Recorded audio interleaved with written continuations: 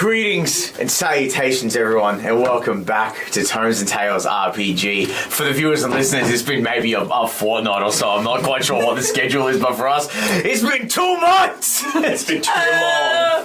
So forgive us as we get back into the swing of things and try to remember how to play this stupid game.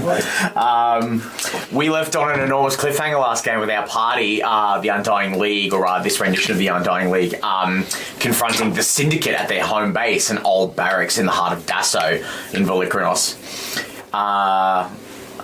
Bugs. So without further ado, let's get into tonight's episode of Tomes and Tales. Ooh!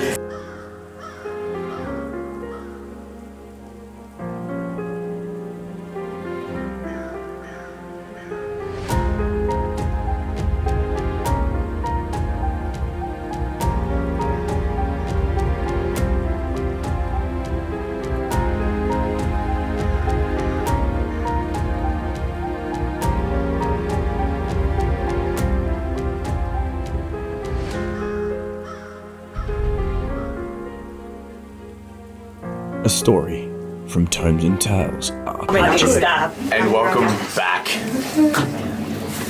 It's good to be back. Get it out now. I can't. Air is swirling around you. Even though the windows of these old barracks are shut and possibly sealed indefinitely, you can feel the rushing of wind against your skin as a magical eruption opens in the middle of the room. Last we left the Undying League, the party had just defeated the psionic operatives that are employed by the Syndicate, a criminal organisation that has seemingly been running an extortion racket to siphon the villagers of Dasso out of their own homes to turn this once idyllic and peaceful village into a criminal front away from the eyes of the government of Volikranos. Once this militia was defeated, our party went straight to the source and talked their way into the barracks to meet with its leader or leaders. Once inside, the party met, unarmed, might I add, the available leader of this group, Ezra, a psionics wielder that saw the party's intrusion as a slight, and thus a long, intense conversation was had. Lelianna, whose faith had long been a pillar in which she operated in her day-to-day life, called upon the Queen of Corvus and begged that she remove this evil man and his compatriots, sever their power and free this village. The Queen stated that his powers do not fall within the domain of Arcana, and thus she could do nothing to stop him. However, his companions, who were of a lesser ability, had swayed the balance of fate, and as such she saw fit to grant a single favour to her cleric and took the threads that bound the mere mortal warriors of the Syndicate and severed them, ending their lives and evening up the playing field. In this moment, In this moment of shock, as the sound of dropping bodies resonated through the building, Lelianna summoned a swarm of insects, and thus combat has begun. I'll get everyone to roll initiative. I rolled a fucking 1! That's the price you pay! I cannot believe it. That's for a total of 2. Yes, well, you're going in the initiative. Straight up the bum. I'm going to stick my thumb up its bumhole. 25 to 20. 23. Hey! It does a little bit, actually. 19 to 15. Oh, God. Oh, we're fucked. 14 to 10? 14. Oh, thank God. Yes. 9 to 5? 7. Also 7. Hey! Who's got the higher dex? You're a rogue. Yeah, sure. But also ladies first. I know what I am.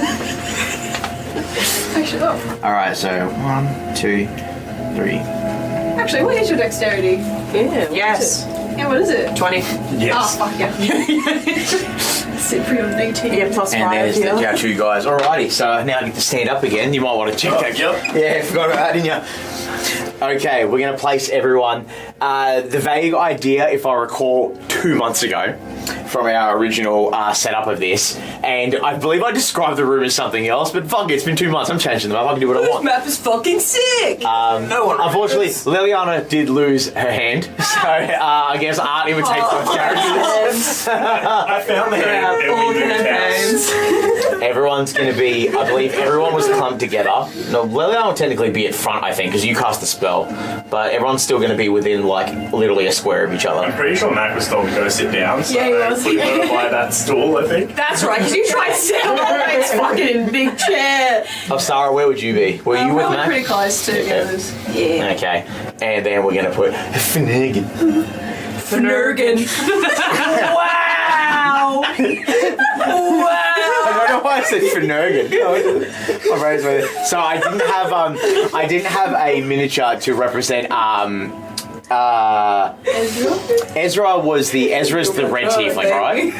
Yes. Yeah, okay. cousin was a- Yeah, that's right. I did write them down correct. I'm a dickhead. So I've got a got record. his cousin Elijah. I don't have a blue Genasi mini, so we're just going to use one of the other blue talent minis that I had, which I believe he was at the door. came in the door. Yep. He was dead. And here's our red hot boy. He was also dead. Our red hot boy going to be up there. Peaky Blinders opening place. Yeah, right, red. Has he got like a cane? He does have a cane. The mini has a cane. But Steal it. I was just about to say. okay, top of the initiative is going to be Mac. What do you want to do, pal? Alright, where's the swarm of insects? What is the distance of the bugs? I think it's 30 30-foot diameter. I think so. I gotta remember how to play this character. Might be 50. It's gonna be hard to collect a Hugel after this huge gap, too. That's a 15-foot radius, which would be 30 feet across. Right. It is 20 feet. Sorry. So it's kind of just encompassing him on that stage there. I feel like the two rocking up the driveway. I swear I have a 20-foot radius one. Maybe I'm Just put a 30 down. maybe I'm just delusional. You should do. You are, because no one said 20. It was always 30. 20-foot radius. Yeah. This whole So I'd say 20-foot radius is pretty big. on him. 40 foot 30. On him is going to be fucking like, so we're just going to say, because that ring's too big to put on the mat the way it's built, what we're going to say basically up to the table is just insects in a weird circular half circle. Get that. So that's where the bugs are, Mr. Mac. Alright, so I'd say Mac has started, picking up. He's stood up off the chair from being sat down, like grumpy. Grumpy bum. And he would have been like about to charge over there, and then It's just a lot of... and then turns around and sees this Genasi motherfucker that just walked in the room.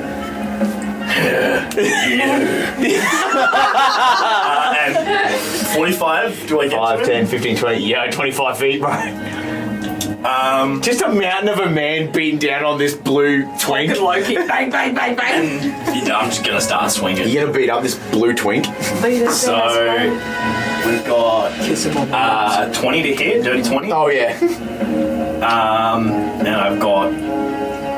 See, I don't remember how to play him again. I think I got 2 attacks. Two attacks at level 11. Yeah. Nat 20. Oh, yes. And we're back. And we're back, baby. So to start, the first one is 9 damage. Second hit is 17 damage. Damn. And then I'm going to use a Fury Real monk hours. to do another 2 hits. 2 strikes. Yep. And actually, he's pinned against the wall, which means I can Up against the ropes. I mean, at a diagonal. Yeah, he's in the door frame. I've still got movement if that's what you're Yeah, okay. right on. So I should have won those last ones too, but that'll be fine. 15 Does hit. and 28 will hit. Yes.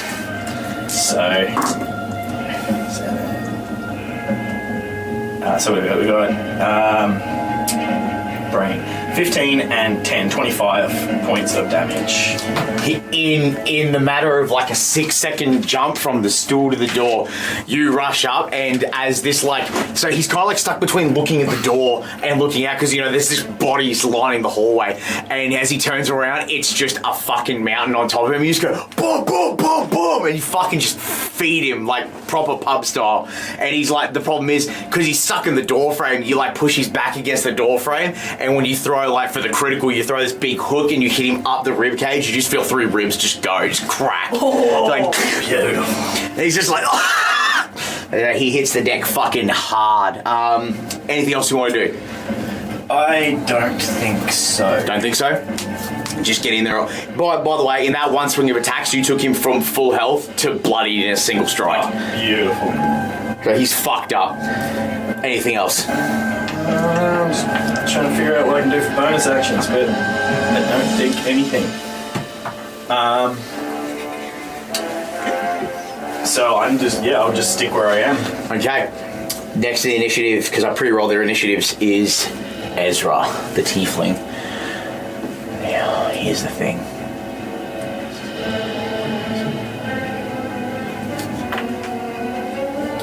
He's not going to do that. That's silly. That's a waste of a turn. Oh, those extra ones were my bonus action, so... Yes, all good. Does he want to do that? I think he does.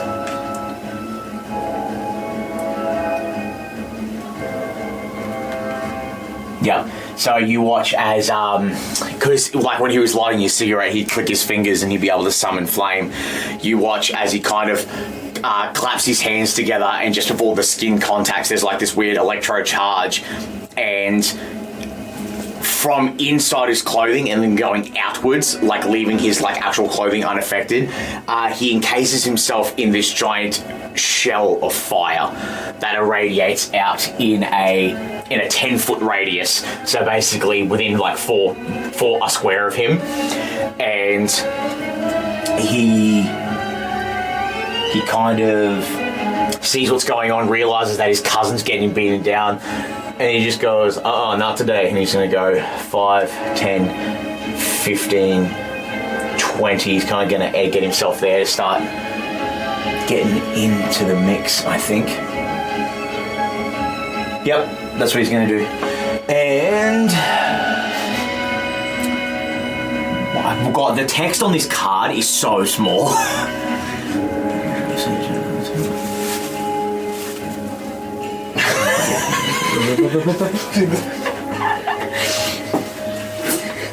Yep, that's what he's going to do. He's going to stick... No, actually, he's going to go just 1 square backwards. That's going to be his turn. Next will be Finnegan. Oh, yes. Excuse me, sir. Did he make his saving throw last session when I cast the spell? What was the saving throw again? Remind me. It's Constitution saving. I can't even remember that far, so I will just make a fresh one. No, so we'll say no. Oh. But with that being said, that might have been an error on my part because I didn't write it down, so I will roll a fresh one. Okay, we're going to pause this. What was the save again, sorry? It's Constitution saving. Oh, Constitution! That is a 9. Yes! So what's he take? He's gonna take My love. 4d10. Oh, ruthless. Do you want some details? Actually, surprising. I think I might have enough, but thank you kindly.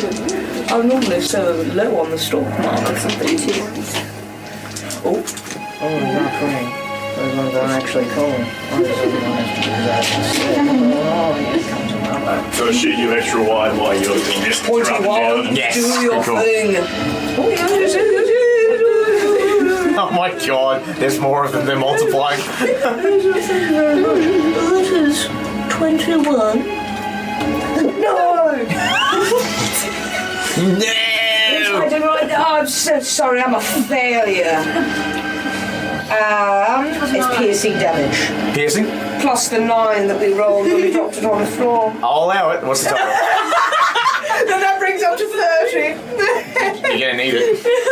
Piercing damage, please. Yep. So we'll look at it in the way that it's like one of those instantaneous, like, you know, like when a fight breaks out and instantly it's just on. Yeah. The fight starts when the bugs erupt, right? And that's when it's kind of like in the haze of these like black locusts is where you start to see the glow as his fire shell erupts from his body. As he's walking through the bugs, and some of them are like hitting the fire shell and just dropping dead, but it's the fact that there's so fucking many of them that they're just like forcing their way through the shield and like hitting him. So he's walking through, lays on the floor, realizes his cousin's getting beat down, and in this moment, as he's like looking at you with your hand pointed out, he looks to you specifically, and he goes, you know what the difference between us is? Deep down in your core, I know you're a good person. But me, I'm not. Your husband's right there. No, I just mean like, thanks for calling me a good person. I am actually. I donate to charity regularly. There we go. That's him. He's taking his damage at the box. Finnegan, there's you. Okay. Finnegan.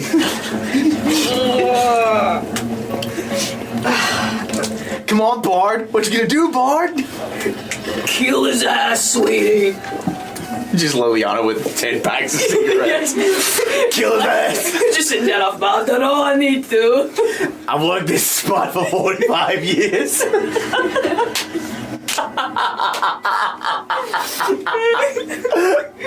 I am going to double tap on old mate with my short sword. So you're gonna meet him in the middle? Yep. Before you swing, give me a moment. This is gonna suck.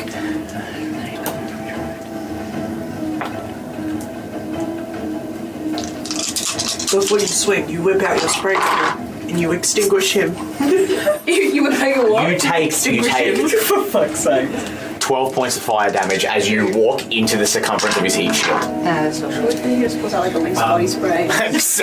Also, there's another 6 points of damage on this guy because I crit on a 19. I just Oh yeah! character. I Fuck. just re-rolled that, so another 6 points of damage. I really gotta go into sheet before we play. He's looking so fucked up.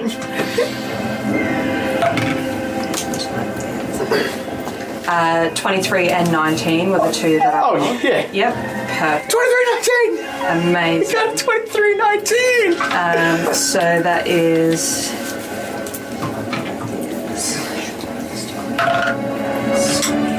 I just realised your two pointers are nude. Yeah. How good? They're inspired by Jinx. Oh, beautiful.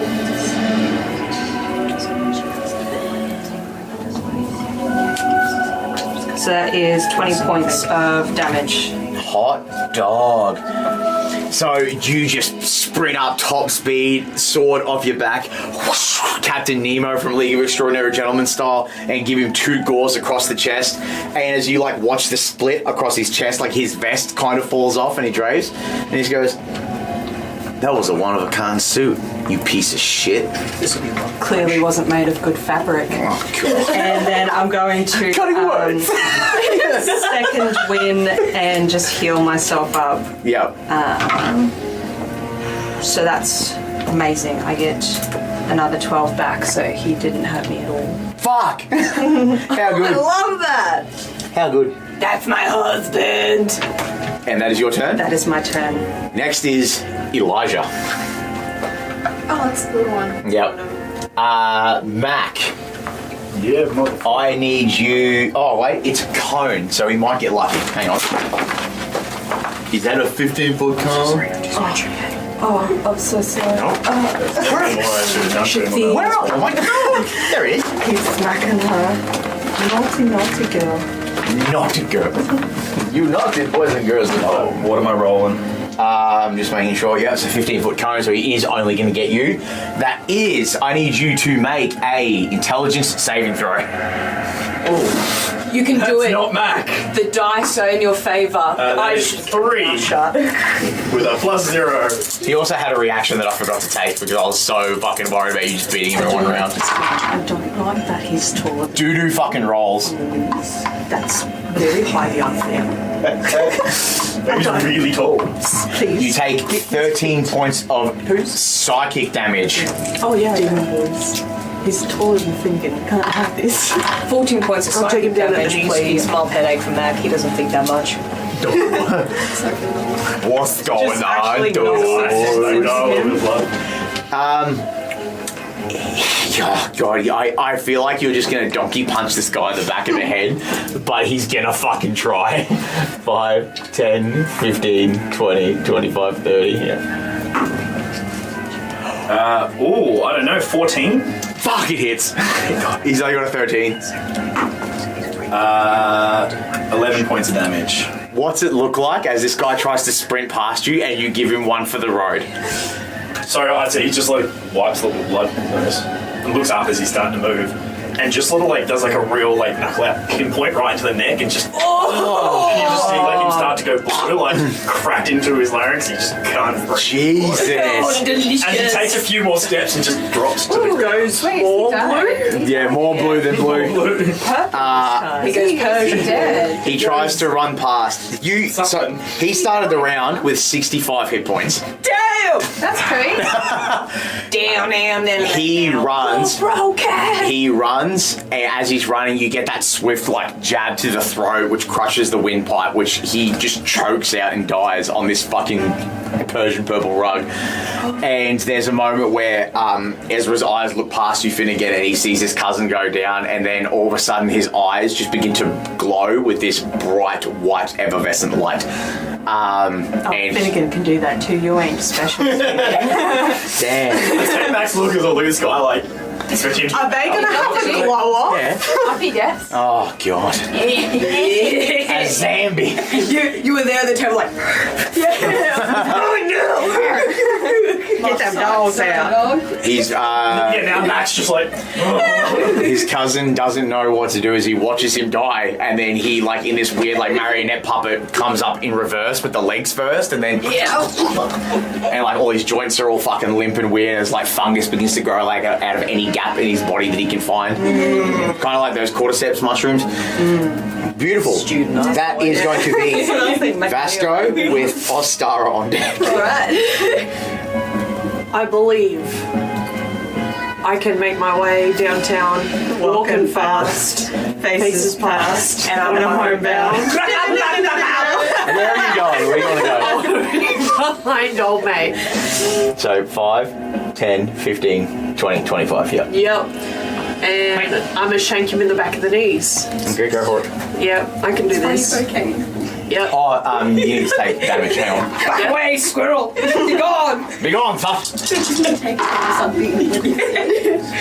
When we drop it, we'll just absolutely defile it. 21 points of fire damage. Fucking Jesus. They were exceptionally good rolls.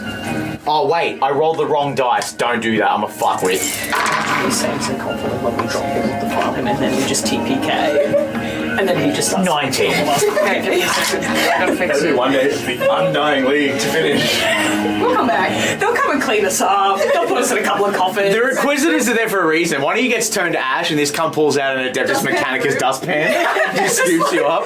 On the back, the fucking I hate this job. Flicks ash into it.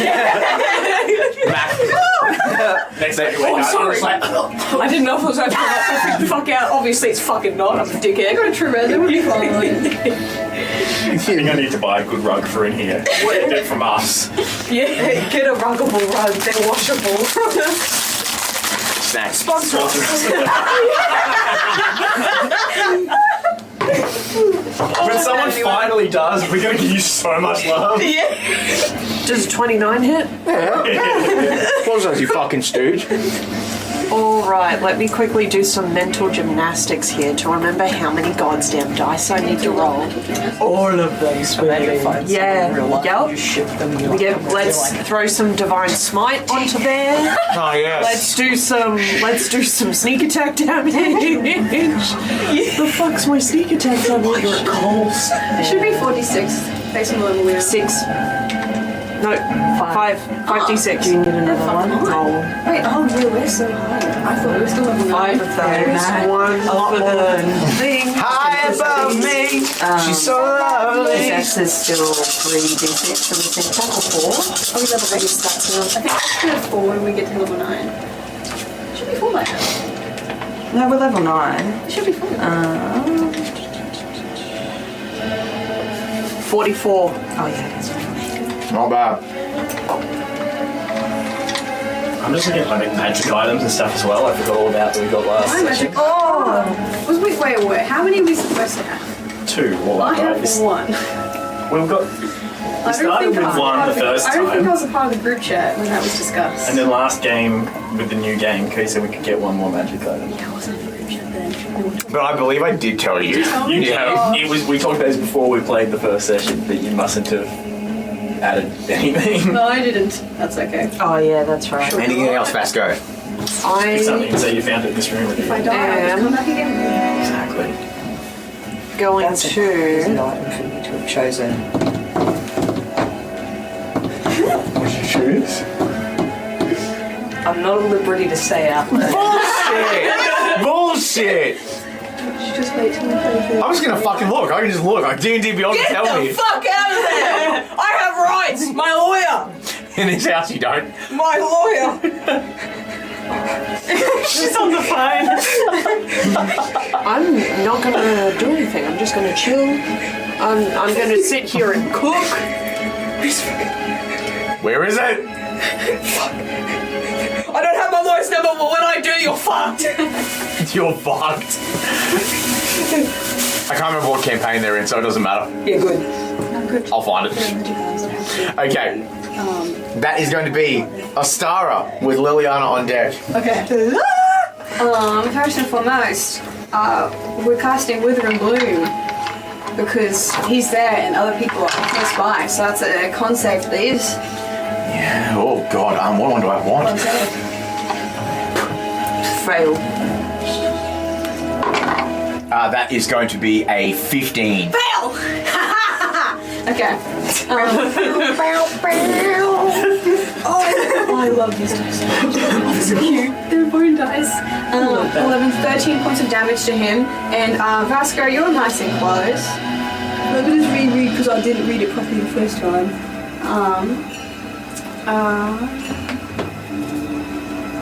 Okay, you can spend 1 hit dice.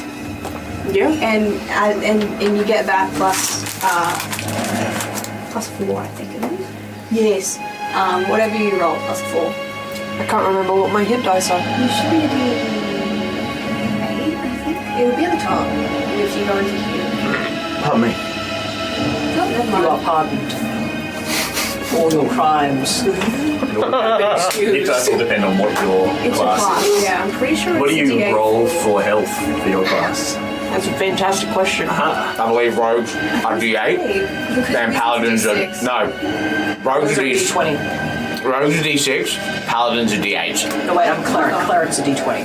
Right? I don't even know who I am. Wizards are D6s, and I don't think that rogues are less or Wiz, sorcerers, I'm pretty sure I was D8. talents. Which would be... Talents don't count. It's a D8. Right. D8. There you go. Plus 5, you said? 4. Yeah, Yeah, it's plus 5. Rude. Rising up. I had a mouthful. There's not time to snack and sing. Alright, cool. Panicked padding as spores appear on him. I have bonus actions. Health potion and good day. Drink health potion and good day. It's good to be back. Oh, that's not. Please forgive me, I cannot read. You are forgiven. Even with glasses on? Yeah. She just like pulls out a pair of No, glasses. I use a lot of spells, so there's no bonus actions I can do right now that would Okay. be worthwhile. We are all good. What's your zombie? Oh, I forgot about my zombie. He comes next in the initiative order. He does. And what's he gonna do? What's he gonna do? No. They have minimal movement though, right? With it, right? Is if I walk him up to him, he's gonna explode because he's got 1 hit point. I did this more for the psychological tactic than the practical. Just have him dance and I then have does it all. him. He's Fucking gonna break start down like the walking around. He's just getting places. Maybe he's just in the way. Just traumatize him immensely by making him Could stop. go actually- to the wall repeatedly like No, actually just have him walk into him and die. Again. sizzle sizzle. I'm having a thriller dance. That's dramatic as fuck. It's just like a wee dance in the background. They should just be in there. Oh yeah! Fucking hell. You need your mat. It's got a friendship bracelet on there. Leave it on. Leave it on. leave the friendship bracelet on. The horns stay on, Jackson. There we go. Friendship bracelet stays on. What are you thinking? Yeah, let's walk him up and stand next to the pot that's just like sitting on the floor. How far can they move? So far. That'll be, yeah, he can make it, trust. Okay, I do. I'm trusting. He can make a trust random He mile. walked like 10 feet. They've got like 30. That's fair. It's fine. Okay, cool. That's it? Yeah. Lelianna. All right. He, because we only did the semicircle, he would be considered outside of the insect plague now, yes? I believe so, yes. Perfect. Just. And your husband's right next to it. That's fine. Sort of looking to Ostara and then looking at Finnegan, she decides to sacrifice the insect plague and she points and clicks and she's going to attempt to cast Bane on him. Bane. So, charisma saving throw, please. Oh. I know he's probably... I know he's hot. No, I know he's hot, but he's not charismatic. Yeah, now watch you roll a fucking 19. He relies on his looks, he doesn't have to be charming. I'll roll in front of the table. Fail. The coins are in the way! Yes! Ancient 9! So what happens now? Isn't it a D4 or something? D4 off ability checks and saving. Oh, I think it's saving throws and attack throws. Attack rolls, definitely. Whenever a target that fails a saving throw makes an attack roll or a saving throw before the spell ends, the target must roll a d4 and subtract the number rolled. There you go. Okay, cool. And then, for my next trick, which will be nothing, My next trick. I'm just double checking. It wasn't a pick, it was a scratch. No, I don't think I will. Okay. Well, that's going to... It's not because I chose to, it's because I physically can't. I am bound by the laws of this hellish landscape. Back to the top of initiative, Mac, that's you. Alright. Look out, guys, the Mack truck's coming through. Is diagonals movement? We like to party. 5, 10, 15, 20, 25, 30, 35, 40, 45. Damn, you need to take fire damage for entering his heat shield. Yep. What do you got? 13 points of fire damage, sir. Cool. Max bloody. Oh! Max going to take first attack. Crit. Fuck's sake. That's crazy. I watched it hit 19 and my asshole just bucket up. So let's do them one at a time. 5 plus 9, 14 points of damage. Due to my ability in Crusher, when I do a crit, all attacks on him to the start of my next turn are now at advantage for everybody. So my second attack is 21. That'll hit. So 11 points of damage.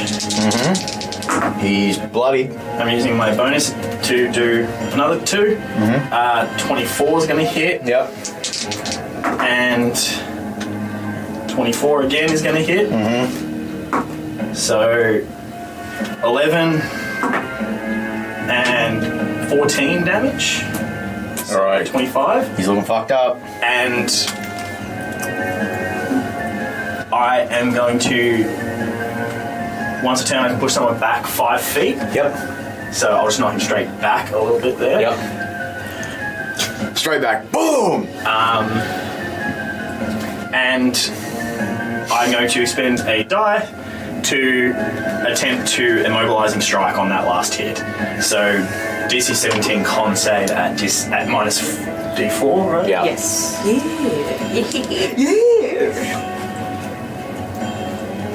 What was it? Immobilizing strike? Yes. That is going to be a Con save. 16. Does not save. What? What's your save? 17. Damn. He is stunned. Fuck. So leave it. On his turns, he can try and break a stun. I think that's how it works, right? Fuck's sake. Yeah. I don't know the full things of stun.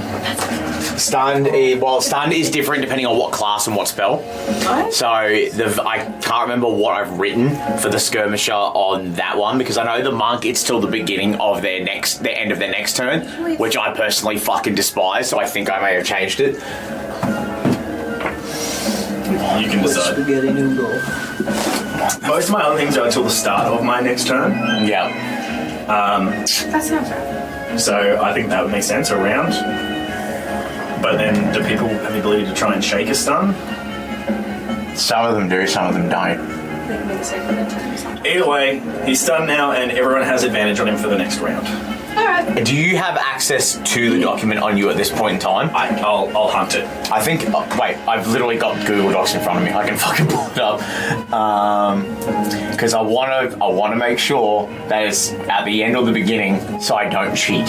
Is it the old one or the... No, it's still the Google Doc. It's Did we update it? Drew and I haven't done the updates yet. Because that's going to be like a whole fucking weekend to do that. Tempered Fury, hit me if you can. The fight's not over. Deadly Demeanor. No, that's not it.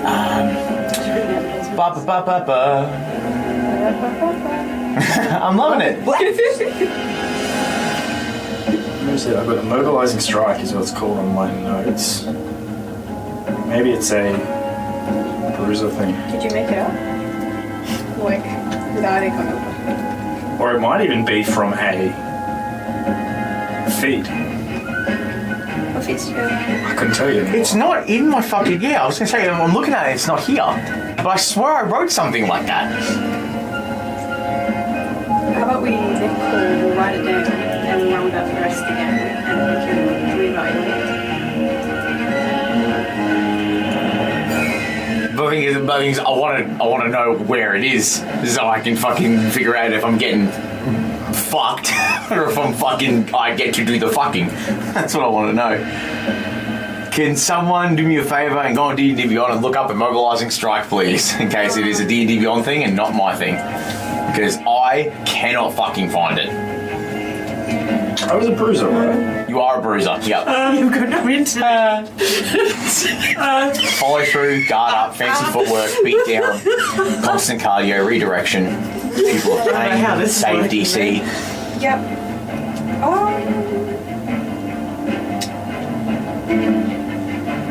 Oh, it's called Precision. It's not Immobilizing Strike, it's called Precision. Oh, you might have changed the names. At 11th level, your striking precision is almost unmatched. On a successful attack roll against another creature, you may expend a fury die to attempt to, it says face, but I'm assuming it means stun. The targeted creature must succeed on a constitution saving throw against your skirmish save DC or be stunned until the beginning of your next turn. Yeah, okay. That's the same as all the other stuff, so that makes sense. Yeah. Fuck! I'm guessing you changed the name since I... Yeah, it's called Precision now. Fuck! Fuck! That annoys the fuck out of me. Alright. Did you shoot yourself? What? Yeah. I built Mac fucking good. I understand why people min Max now. He's fun. Now my cool bad guy is just gonna get fucked.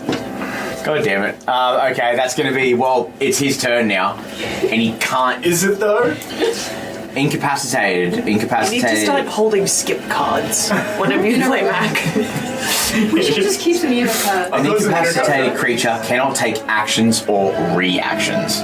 Does he have anything that's not one of those things? I fucking doubt it. Then he can bonus action. The stat block doesn't have bonus actions. He can shit himself. But class abilities don't class as either. You know what I mean? Like little additives. So I'm just seeing if there's anything he can do. I don't think there is. Oh, your attack is supposed to... And he can move, right?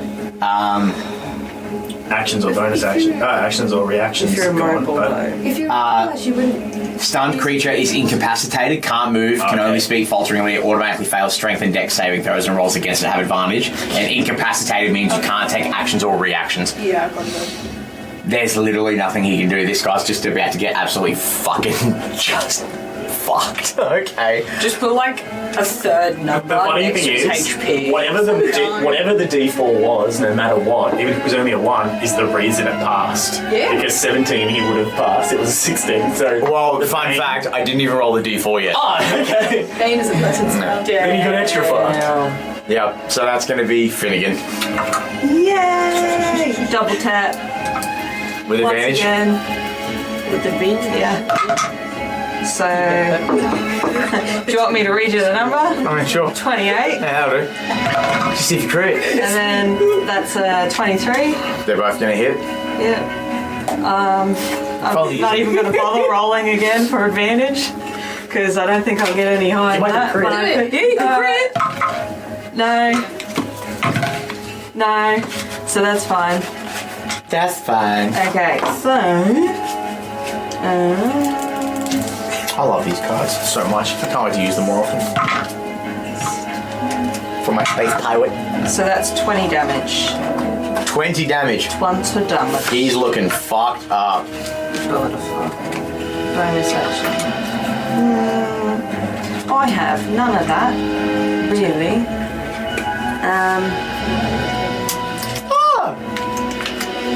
So that is Mo. That's you. That is Mo. That's me, my lord. 3, pick number 3, my lord. That is going to be Elijah's fucking dead. Vasco with Ostara on deck. Yeah, I'm going to go for the other kneecap now. And just full shiv him. I'm trying to cut him down a peg, Mon. Thank you so much. So trying. That's a 21. Yeah. 21. Don't forget you've got a Advantage because you're stunned. Oh! That's a 21. 21. 21. Am I still... No, it's because advantage still applies even. Yeah. And... Didn't raise it. Yeah. I would have pressed it. Plus 1 more. Cannot divine smite again.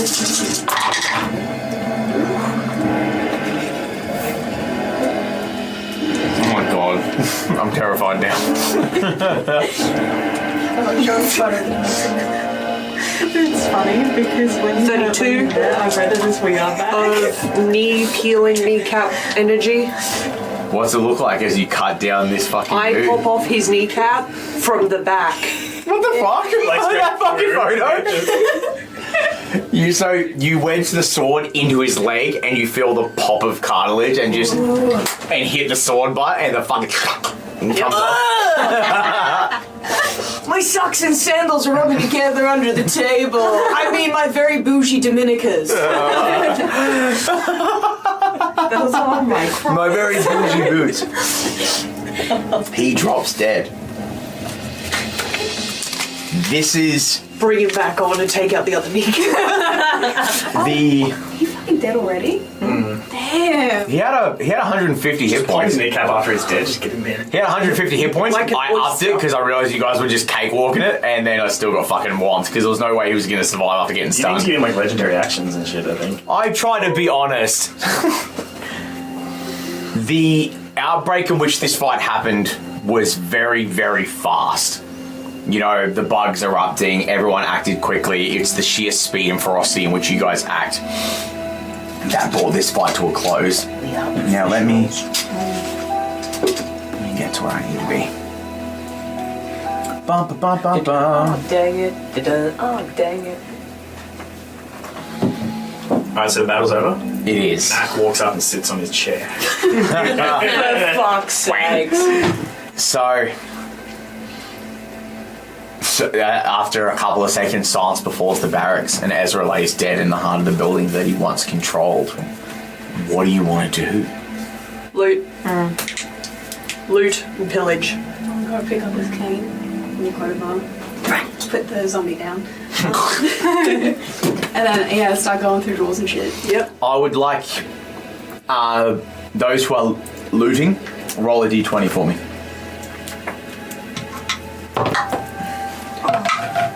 That's a 10, my lord. Why have you given me 3 10s? That's Can I go to 18. someone's jail, please? Community prison. Yes. So with an 18, Now, is what we're looking at on the thing what's basically kind of, yeah. Max just walking over to the kitchen then? The little He's not kitchenette. looking for good loot, he's just taking all the food he can get. That's fine. And not taking it, just Eating it. With 18, as you're walking around trying to figure out where, if anything, could be hidden, you're kind of observing the area. As you walk over one of the purple rugs, you can feel like this ever so faint like click, like buckle of like a difference. And you peel the rug back, and you realise around it's this very obvious trapdoor. It's got the iron ring and stuff to like yank it up. But you can see where it's a very obvious, like, it's a hasty cut, so it's not something that was built into the design of the building. It's something they've made afterwards. And you peel it open, and instantly you're just met with pit, like, drop. Like, it just drops straight to the bottom of, like, the forest canopy. And there's a net under the building that holds, a chest, like a coffer. And you realise, what's your strength? I think it's, like, half D's. What number do you want? Your overall, like 15, 13, 12, 21. Your strength is 21. Yeah. What item do you have? You have one of those belts? Yeah. Oh, yeah. Okay. So you kind of reach in and you're like, oh, I can do that. Then you hoist up this coffer. You whack it down. I'm assuming you're going to open it, right? Can you please roll me a D100? So D10, D100. Oh, so both of them? Yeah. I don't know. 36. There's a 36. That's it. It's 36. It's 36 platinum pieces worth of like jewelry, gold coins, blah blah blah. That's my healing word. You are healed. I have healed you. Kiss on the forehead. We wish. We wish. You were healed for 12. We wish.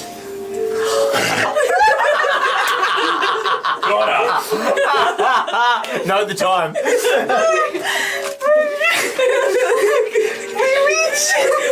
you gotta get the tongue this out. Every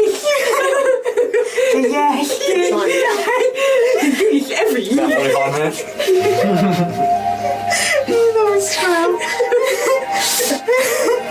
Jesus. I'm so glad I didn't have food in my mouth.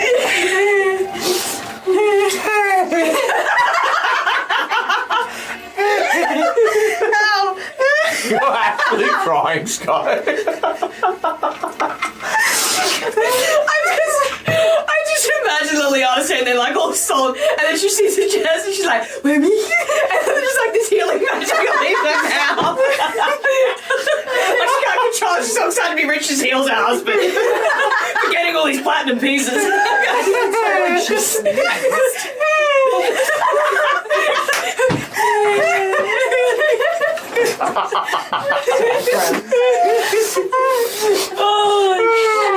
I need a week because you guys made me laugh.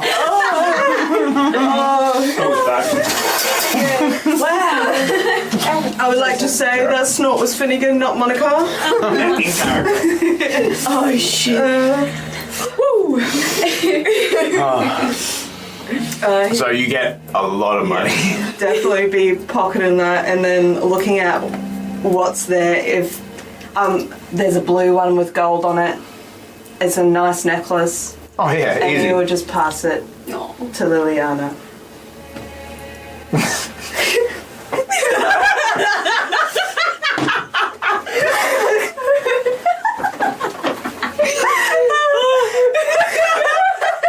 This is you're stuck with it. You are stuck with this now forever. She'll like take it and look at it and go, "Oh, we can't steal. I know they're bad people. We can't. Here, you." It's yours. She just like looks over to the dead man covered in insect bites and like the chest, and she's like, Matt walks over and picks up the guy's body and drops it into the net. Into the net. Just kicks the thing close. Out of line. "Well, it is nice. Thank you." Don't say I don't get you anything.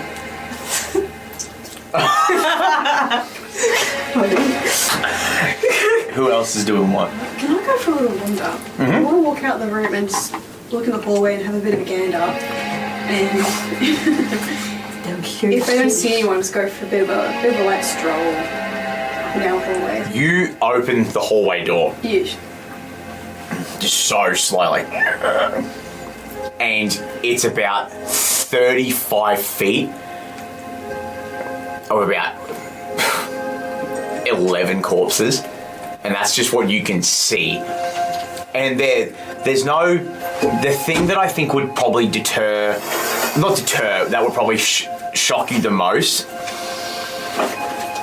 is there's no image of like death throes or pain. It looks like they literally just dropped on the spot where they were and they are not moving. There's no breath, there's no twitching, no groans of pain, nothing.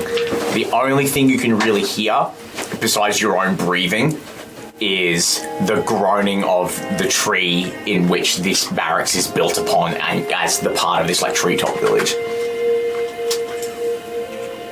I'm gonna try and walk outside of the building in general and just have a bit of a gaze down at the town and make sure everyone there is still moving around. Make perception checks for me. Taking the cake with you, I'm gonna whack them all the way out.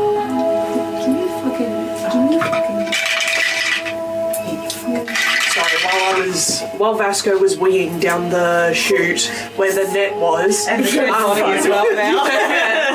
while Vasco was busy taking a leak, I wasn't paying attention. So, we're still in this. Yes. Yes. Ostara Except has Ostara. for a wonder to investigate. I think Deeds. while Vasco was peeing at the end, Deeds. Mac walked up behind us, like, Investigation check. did the old pretend to push you in thing. Peas like stutters. Gets on Almost. your shoe. Poof.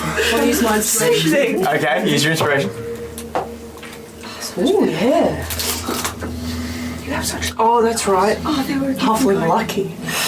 Perception. Halfling lucky. Ones aren't real.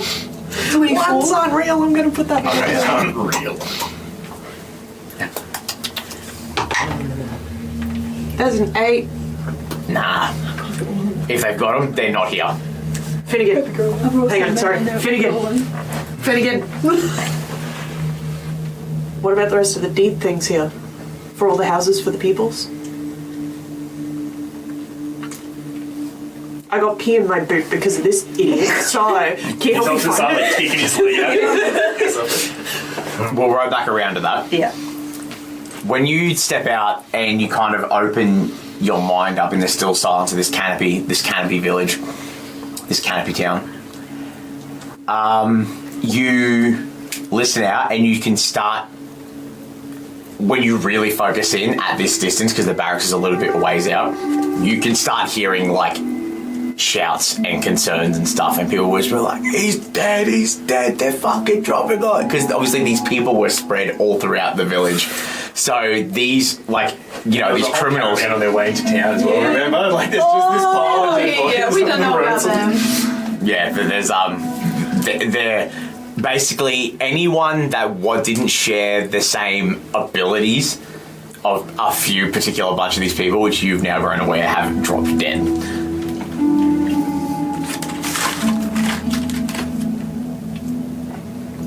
Owen goes back inside. Shave. Sorry. Now, you're trying to get Finnegan to look. Yep. Okay, roll investigation. It's stupid high, but if you fail this one, that's it. Can I assist now? I'm gonna say no because you spent so many actions trying to do Mom! it. Oh my god. It's alright. Bardic inspiration on myself. Can you do that? Yeah. Wow. I had to do something like guidance. You can guide it yourself. Speaking of guidance. Okay, and what was I doing? Investigation? Investigation, please. Wait. You want a 20. That's what you want. Fucking, I just look, listen, this is gonna really piss everyone off. I don't have it. What, Blaze? Guidance. Best cleric. It's like the most commonly used thing. I never said I was a cleric main. I also never said I wasn't a dumbass. Oh! That one? That's a 2, me lord. No. Oh! Mac, I know I just peed on your hoof. No. Mac only has eyes for food. I'm inspired. I have inspiration. I'm rolling again. You're using the same one. Take mine! Take mine! Yeah.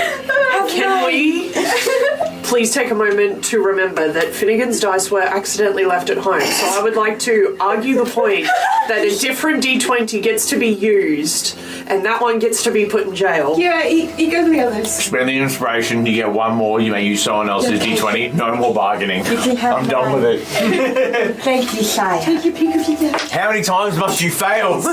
Any human. Oh, Piltover, please. I was not born for this. Is somebody else Democracy manifest outside of what's happening. No, it's okay.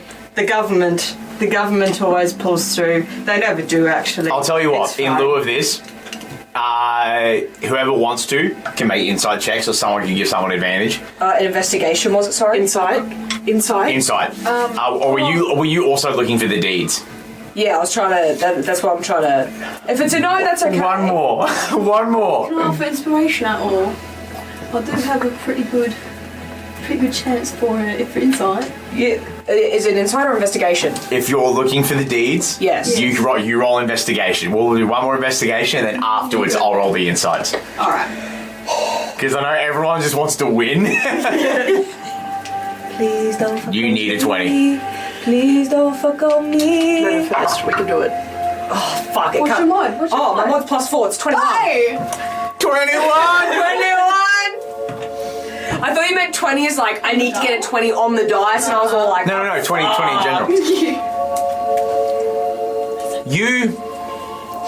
You're investing, and I'll rope this in as the whole thing. she just like, You guys turn this office, like this room, upside down. And you turn this place upside down. You start tearing through all the barrels, like the tables, all that sort of stuff, all this random shit that they've collected and stolen from people. This and that. And you're not finding anything. You're like, fuck, where the fuck is it? Like, it makes no sense. Where the fuck is it? It's got to be somewhere. And how would it? in the barrels. They'd never look in the barrels. just like moves like one piece of paper off to the side on the desk. Interesting. That's crazy. Kind of, yeah. I think what it is because this room is like where they would see people and where they would view people. So you realise you tear this room upside down, bit by bit, and they're not here. So you start slowly but surely, like as we kind of like fade to you guys leaving the building, you start systematically working through every fucking room, right? Stepping over all these fucking corpses. There's only 11 in the hallway, but you realise there's probably about 30 in the building. There are some that were in bed that have just died in their sleep. Yes. Peaceful way to go. I'm stealing a feather from Bird Boy. Thank you. Oh, Salix. Yeah. I'm not searching for the important stuff. I'm ruffling through the pockets of all the dead people. Roll a D100. What you realise when you go through the first room, 91. 90, you basically get like 91 gold pieces from these losers. You go into like, it's like the third or fourth, like at the end of the hall as you're going towards the front door. And you look in, and of course they're like fucking frat boys. You know, their rooms are fucking filthy. There's a pile of dirty laundry in the corner. It smells like shit, yeah. Beer bottles everywhere. It looks like fucking Vi's room when she goes like goth lesbian. It's all fucked up. She was already lesbian. No, goth lesbian. She was sad. It's You mean different. just goth? Already lesbian. Look, TikTok makes the goth lesbian joke and it was funny to me, Elbows okay? down you. And what you realise is on the desk there's like, you know, loose coins, blah blah blah, shit. But there's a pile of like shredded paper, like shredded parchment. And you're like, fuck it, I'll have a look. And you tear it up. And it's a particular thing of like, on this day, such and such signed blah, and then it cuts off, right? Yeah. And you're like, oh, okay, pocket that.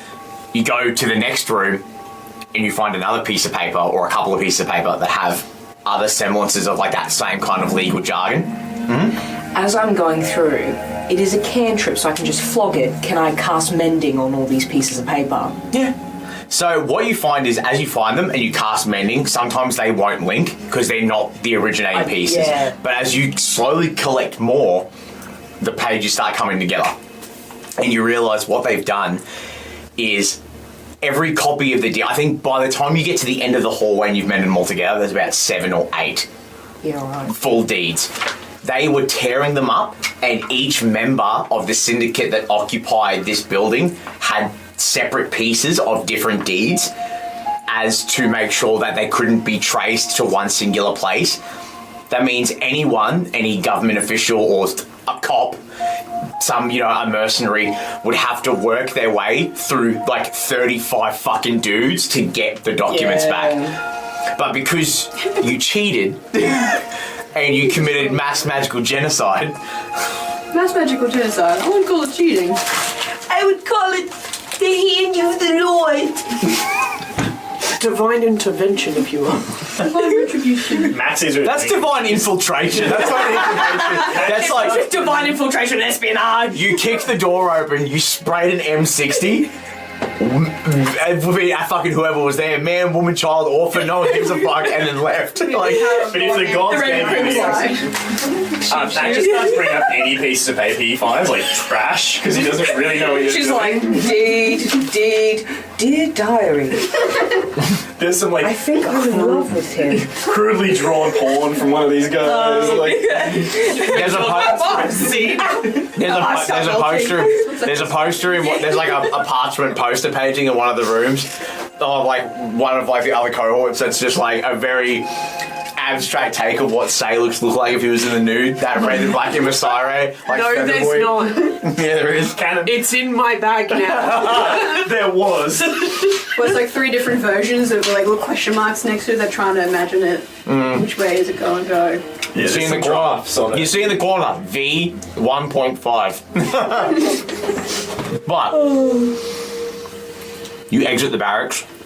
The shouts have made way for like that soft hum where it's just like a village is in disrepute because they don't know what to do with these corpses. But they don't know what happened. For you, it was but a moment. It was instantaneous. Oh, But- true. Well, sorry, for them it was instantaneous. For you, it was a full conversation. It was like Animal Crossing. But the night is yours. What do you want to do? What should we do with all these deeds I have? Return them to the people? Oh. No. I'm sorry, the wind was very loud. Return them to the people. Yeah, I'll make sure they all get them. No. No. For fuck's sake, will you two help me return them to the people? Clearly the other two can't be fucking trusted. Yes, we can easily take them back to Pip. Yes, Pip. He can find the owners of them and give them out. I believe I sent Pip to go raid the bodies that I threw off the. Oh, so he's going. Yeah, he's down the canopy, just like, looking for like smushed bodies. and then just a little bit of where piss comes out, and he just steps aside and goes, "Oh, it must be raining." Surely at least one of I forgot he was down there, I'm sorry. Surely at least one of the people was standing close enough to the edge of the thing that when everyone just dropped dead, you at least want to go of just random bodies. Oh, it's got to be right. Yeah. So he's walking along, just like he's going through the shrub, like no, he just gonna. You've got to roll like a D100 and see if one crushed you. No, I won't trust you. There's so many fucking walkways. Chances are looking good for Pip. That's why a D100. But you got a 1. I can say, because Dasso is expansive in the sense that like it's still a village. It's just in the trees. So by the time you guys like waltz back to the tavern where you were staying, he was burnt down. Oh, he was burnt down. That's right. I forgot about that. Let's say, well, that would make sense. So that's where you would probably go back. That's where you would go back because it's the one anchor point you've got. So you go back to the remains of the tavern, and Pip meets you there. And he's like covered in sweat. He's got like street marks of mud and shit where he's been like crawling through. And he comes back and he gives you like a small little bag. There's like a couple of jewels and stuff in there. And he goes, "That dwarf you kicked off. Oh, you kicked them so hard that the coins bent. They're no longer useful. No government will represent this currency." Strength check. He's really shits himself. 19. I bent the coin back. Yeah, but there's a little toot. It's like a...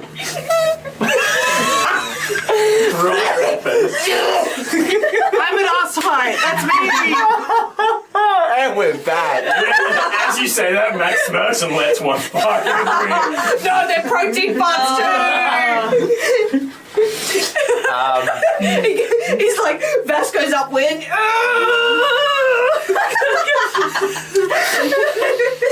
Pip looks at you guys. So glad he's not still on fire. Pip looks at you guys and goes, "On the way back, they were talking about how all those Take your time. Get your breath first. So many stairs. They're all dead. They've all just... Yeah, what the fuck happened?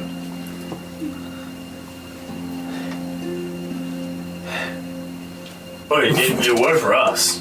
Yes. We were fucked otherwise. That was weird. Gods be graced. Indeed, gods be graced. They are quite powerful indeed. Which god was it again? I didn't say. Why would I say? For I do not know. Make it decision. I need to see if Mac. I don't think she's very good at that. Oh, I've got really good insight. Being a 15. That natural one for a total of 3, my lord. Oh, okay. Matt can see through your shit. That's crazy. Matt got like a 17. I'm having an idea. She's just like staring off, like straight ahead to nothing, like sweat on her brow. Keeps waving your hand in front of your head. The glory of Becky has overtaken her. Please. I like to think Mac knows something's up, but he can't piece together what. He just knows you're lying, but he doesn't know about what. You got the inside, not the intelligence. He kind of looks to you all like just fucking sweat covered, pranged up, fucking singed from fire. Everyone's shiny armor's like blackened and sooted. And he goes, if you want, you can stay in my house. Rest. It's small, but it'll be comfortable, considering. Looks to the smoldering ruins of the tavern, the canopy. Oh, by the way, and she'll pull out the deeds. They were in pieces scattered across the bunker, but I managed to find them and mend them with the help of everyone here. How did he manage that with 7? Fold it over. He puts, kind of rolls and puts like a little band around him, tucks him into like one of his packs, because he's like a ranger type.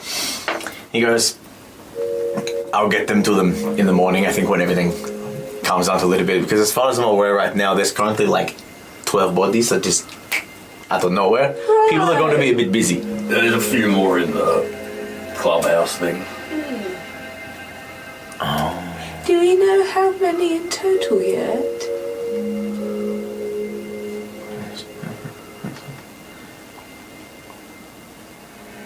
Was there anyone left alive in their little clubhouse? No. Negatory. It's about 37. Oh! That's not bad. Right, yes. Fantastic. Victory! Fuck, I think you're taking over your numbers now. You gotta. Oh, kill some people. Maybe just a nice, good sleep. Yeah, a cup of tea, probably. Of course, yes. I can do that. Come along. And he ushers you to like the side of the town where he lives. And while you're walking, he goes, while I was down on the first floor having a little bit of a peek around, I had a bit of an idea about how we might be able to get you folks home a little bit quicker. Normally it's only for special occasions or very important things, but I think looks back at the town. In light of the circumstances, I think I might be able to help you out. Do any of you know anything about the giant eagles? No. Eagle. We... Bagel. A giant bagel. Can you eat them? You could try, but I think we need to first. Anyway, there is an ancient giant eagle that lives away from us, but lives in the canopy, and we have a bit of a symbiotic relationship where we built around. You know, we stop people from trying to hurt them. They stop people trying to hurt us when they can. But we live in a bit of harmony, as you say. We can summon this eagle, and in lieu that we have a certain amount of favors, we can ask him of a time. We can fly you home. If you're happy with being on the back of a giant eagle. It's better than walking. Oh, much so. Oh, I think I've ever flown before. No, but you look like you're sky high all the time. It's kind of like down here, but up there. It's just like running within the air. Seth Rogen.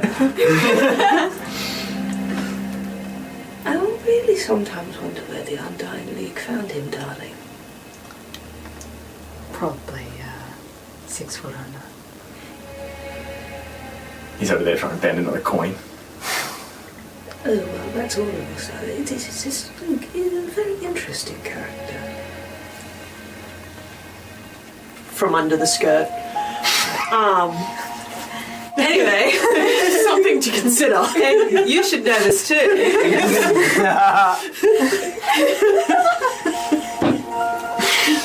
There's nothing sacred in this house. I need to play more stupid characters. It's really So fun. It's so fun to interact with them as well. It's delightful. Just do remember where we were found. And he goes back under Lelianna's skirt. Lelianna immediately has a moment of humility. She has been humbled. Mac toots again as he's trying. Yeah, she's still like...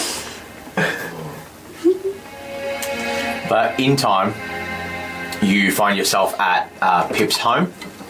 And is there anything that you, the Undying League, does in lieu of like winding down, getting ready to like go to sleep and like get a rest in?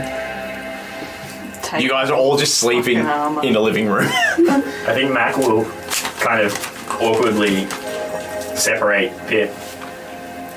Do you have a bath?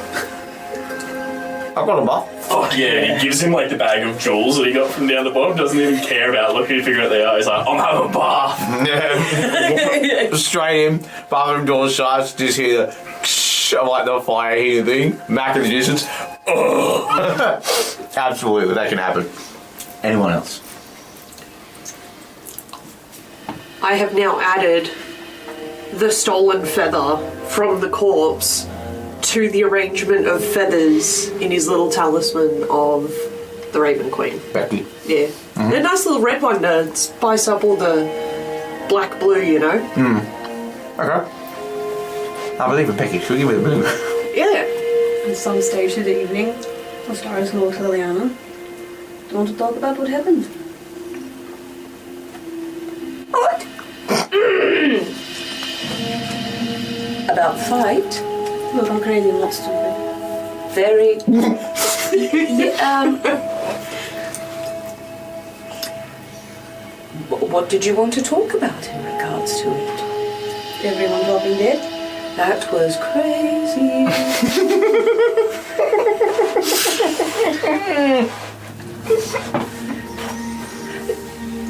There may... Look, listen. I didn't expect much to come of it, because it's normally once in a million. But... I...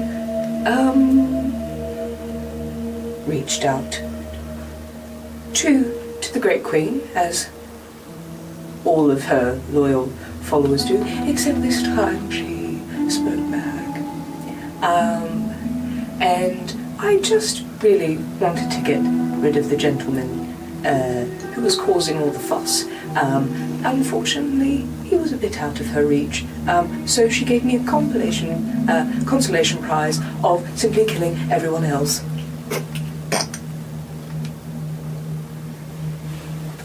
Good job. Oh! Yes, didn't feel like that, but I appreciate your vote of confidence. That was a lot of people in one go. Have been one by one? Well, that is true. Oh yes, we would have had to probably, yes. That is actually our job description. Feel better? A little bit, thank you, actually. Yeah, that was going to keep me up at night. Now I might just have a bit of a toss and turn and then a good nap. Sleep it off. I will try to. Thank you. Thank you for being so indifferent about mass death. Really has helped me through this very crazy experience. Are you all good? Yes, usually. Yes. Well.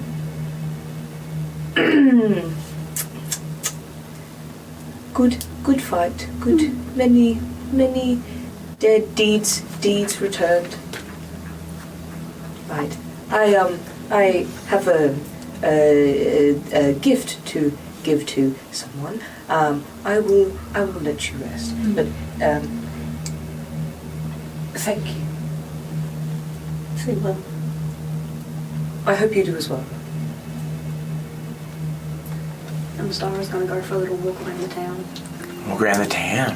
I'll walk along the road. Jesus Christ.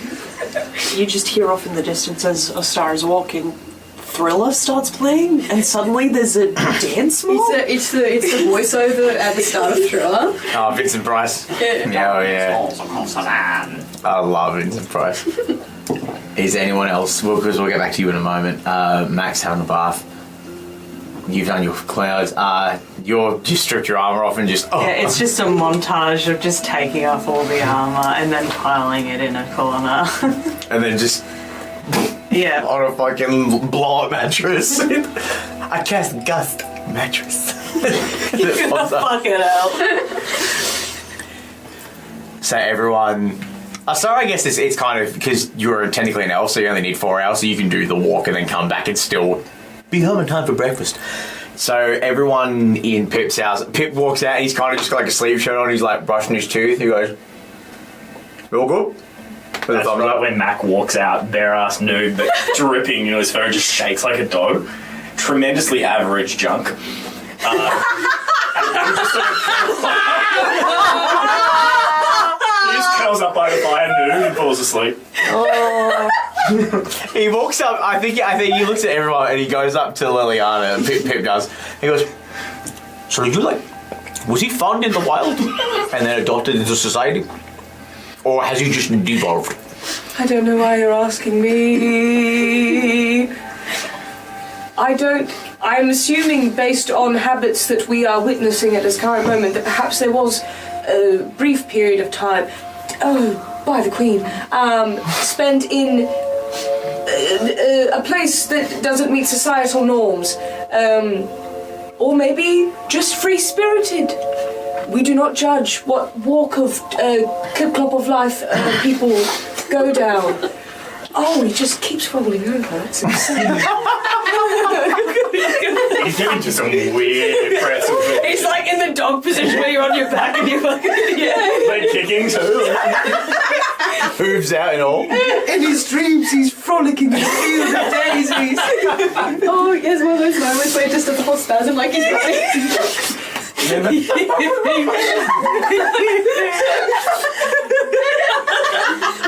My grimdark campaign.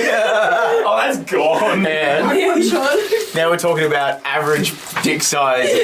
Tremendously average. Tremendously average. Whenever time does allow, Lelianna will have a quick chat to Vasco when it comes. Absolutely. We'll knock off everyone that's in the house. Absolutely. And then we'll go to the walk. I throw a blanket, specifically the smallest doormat I can find, over the average junk. Might as well just get a sock out. I'm not going to get that close. I'm queer, but not that queer. You hear Pip yell out, "Just stay away from my socks." The second anything touches him, he just rolls over and like pushes it away. You got some Finnegan? Do you have some spells? Let me go into my brain palace. Yeah. What have I got? Enlarge. Finnegan is such a jock. It just misses and it goes straight to the balls. Demonetized. Oh, we're not making money ever on this shit. Sponsorships only. Invisibility. No. Your finger was Just on the covering. jump. It's seeing. I know. Your finger was in the way. I was all like, invisible. I can cast light so we can be blinded. Make can't his dick see through. On the junk, he's got lightsaber. Oh my god! You think he's not gonna love that? No. It's You don't okay. read. You don't read what we do. We've just outed ourselves. Hang on. So like, what are those black lines that are towards the end there? That's crazy. Three of them. Yeah. But you can still clearly see what's underneath. The outline, yeah. We cast light. Yeah. Your junk is now made of light. Amazing. By we, I mean Finnegan does it. I'm hiding behind Finnegan says, I am the milkman. My milk is delicious. How long does it last? Like, one week after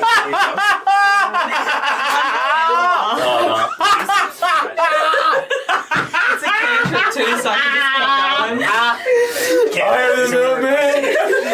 Just like hips first. I am the milkman. My milk is delicious. I just want to be part of you.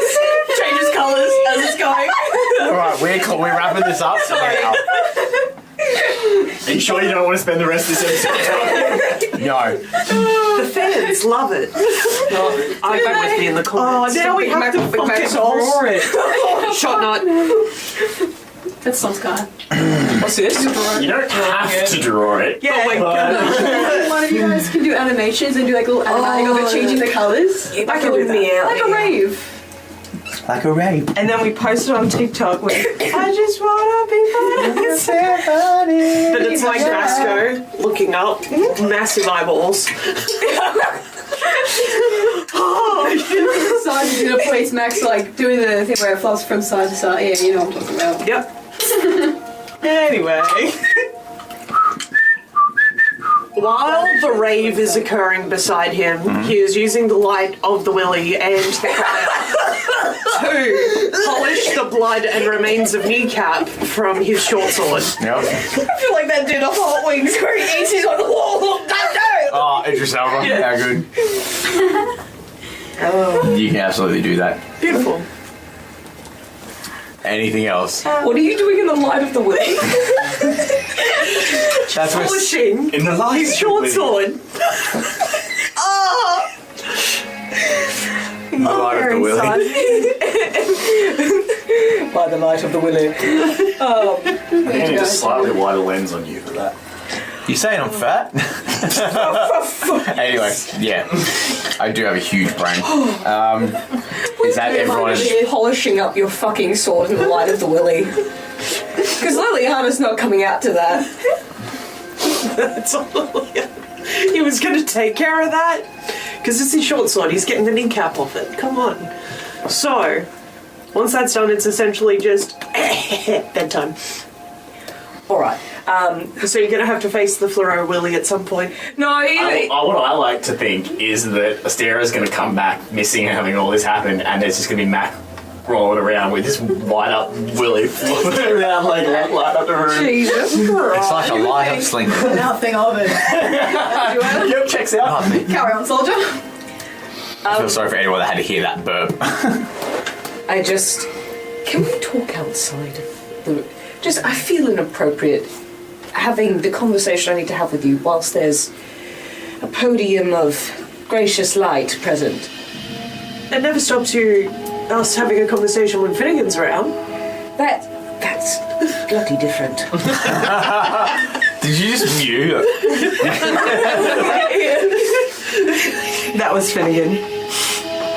He's taken over. Fine. She will take him out into the hall or wherever is... Like the front patio. Yeah. And it's like oh my god, Lelianna is going to kind of get down on her knee so she's a bit more closer to your height. Trying not to be offended, but yes. I have something for you. You are my oldest friend, and you've introduced me to the Queen, and for that I'm very thankful. And I really feel like you should have this more than I. And she'll reach into one of her little pouches, and how big are the Queen of Corvus's feathers, and like what's their... Oh, they're about... Yeah, like the feather from point to edge is about 35-40 centimeters long. Bet. It'll be like a magic hat trick. She will pull it out and will gently sort of gloss over the edges so it looks all nice and neat.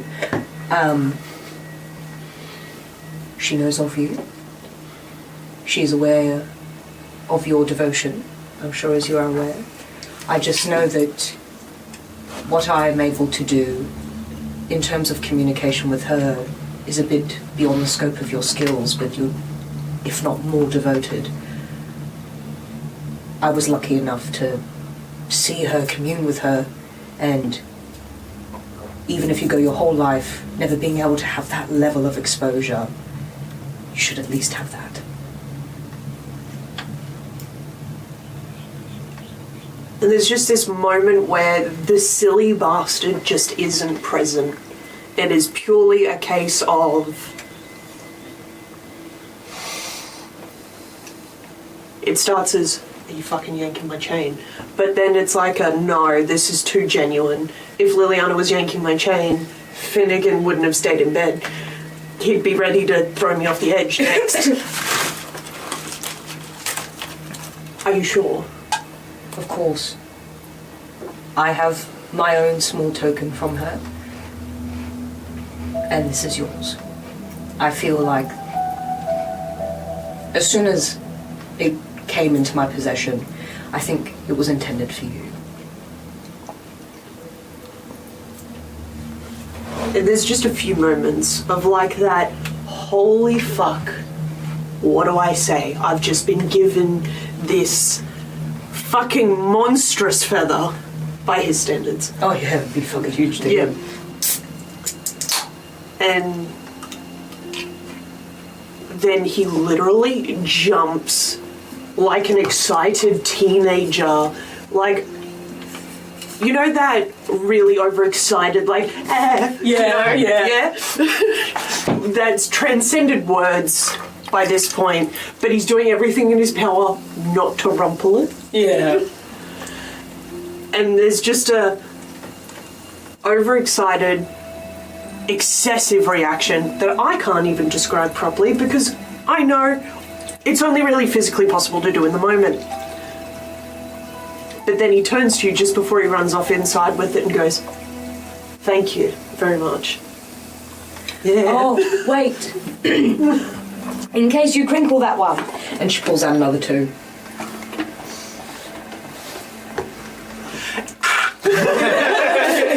Like dying opossum screech. Really? Don't know how Max slept through it. He did. Instant assumption. And he's going to run away with them now to try and figure out how he can incorporate this into either his coat, his hat, by that I mean the Raven Skull helmet situation, his sword, or his emblem. He's just going to try and figure it out. This is arts and crafts, but in the most delicate scientific form. You must find this word. So you mean science? No. No, I mean arts and crafts. He is still a halfling. No offense. Somewhere in the world, she was like to that. Don't worry. There's halfling racism around here. But you are able to do so. You actually find when Lelianna hands the feather over, no matter how you bend it or move it, it always retains the shape and form. Nothing flares, nothing changes. It is a constant in a ever-flowing timeline of variables. It will, because that is what it is here and in the realm of the gods. That is how it's always been and how it always shall be. Ostara. Yes. Walking through this village, everything that we've seen leading up to this moment, the way Dasso was built, the way where it was extorted and just ravished by people that didn't see it for what it was, they saw it for what it could be, and that what it could be was something bad. As you're walking through, by this point, I don't even think you're walking down paths you've been. You're just wandering wherever the fuck your feet take you at this point. And you come across a really small, like, kind of shack storefront kind of looking thing. Pardon me. Oh god, energy drinks are so bad. But so good at the same time. Yes. Sponsor us. You look at this building. You look at this building for like a solid couple of seconds, and no matter, even though you feel the pull of wanderlust trying to pull you down the street, you can't bring yourself to look away. And you feel like a burning in the back of your brain, and I need you to make a wisdom saving throw for me. Oh my god, it's Corin. She's so wise. I actually am. It's a 22. You take 12 points of psychic damage. Oh. As I'm trying to relate it to something in a sense that would like some sort of reference, but I don't think I can the way I've seen it in my brain. As you're looking at this building, the circumference, like the aura around it, begins to shake and vibrate like like if we were looking at it on a TV screen. It's like a video effect. And no matter how hard you try to pull your head away, you are forced to observe this building and fundamentally realize in this moment that at some point in your past you have been standing in the same spot looking at this building before. But your brain, your mind as it exists now, so not the brain as an organ, but the mind as a compartment of the soul, is going, we've seen this before, I don't want that, let's get rid of it. So one side of your body is going, oh, we've been here, and the other side is rejecting it, and in such, you're basically, your mind is trying to like tear itself apart to try and stop you from looking at the thing. And eventually you come out of it where eventually your brain just can't handle the influx of like wild, audible shrieking noise, like this weird white noise in your brain, and it forces you to look away because eventually you'll just die. And then both halves of the brain are like, voodoo going on. Deja vu doo-doo. Because the whole time she's been here, there's been like the itch in the back of the head, like this is familiar. Nothing's familiar, but this is familiar. And she'll try and keep walking, but they're going to try and like loop back around and look at it from a different angle and try and use the other pathways to get some more information before doing that again, because that hurt their head. Their head is very sore. They've got a little migraine. Dasso as a village has existed for like a good while. Like it started very small, it's expanded out. And you don't get the same itch looking at the other buildings that you do looking at that little shack that exists on the outskirts of the town. Like one door, one front window, a little awning that's since been torn away and destroyed from the weather, just neglected. I think while they're doing it, there's this very real fear that they're feeling the whole time, but they're doing the memory games again. And they're going through anything that they can remember, anything that feels familiar, and trying to like link it up like a puzzle. And every time she gets something wrong, stop, go back, and does it again, and keeps doing that whilst walking around and looking at this place. She knows that she's forgotten quite a lot, but in the time that they've been conscious, they haven't done a stock take of what's missing.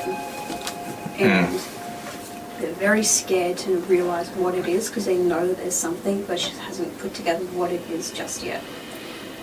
And so she's trying to bottle that fear, like she did the other night, and just work it out. Curiosity's gotten too much. About 40 minutes,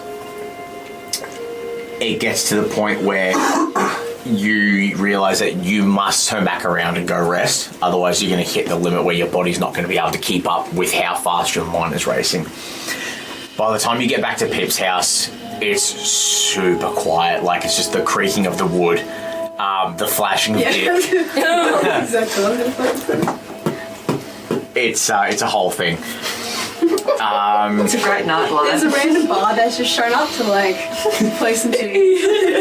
Finnegan's playing this. They're all mouse folk. Sorry, I forgot what they're called. A Mirrodane. There you go. Okay. That all became so much better than I had ever hoped. It's crazy. And eventually, everyone finds sleep. I like to think when she came back to, well, they, sorry. Yeah. It's like right at the end of the last light, so it's sort of like flash a second, then just goes dark, and there's that weird, like, what the fuck were I just walking? And then your eyes adjust and you're like, Where'd the tremendously average light go? Vasco.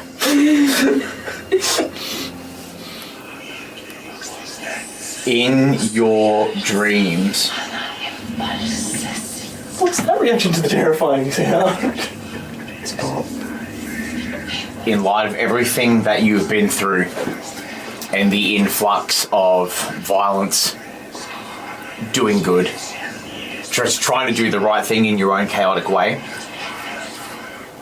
you find yourself standing in a... The whispers are a bit hardcore, so what we might do is just go that way. Oh, the whispers were a bomb. They were, but you've got to manually adjust how loud they are fair enough, in a separate menu. Oh, damn. So this sounds cool to me. Yeah, that sounds cool too. Pocket bud. Yeah, baby. Yeah, winner chicken dinner. You are standing in a place. You don't remember it. Like, you can't go through your mind palace and pull out when you've been there before. But nonetheless, you know that it is some place that you have been, because when you stand there, the only sense of unease you get is the fact that you knew that about an hour ago you were in a house with your closest friends. Now you stand in the middle of a desolate field with hundreds, maybe thousands of colourless, barked, no leaves, dead trees. A fog emanates.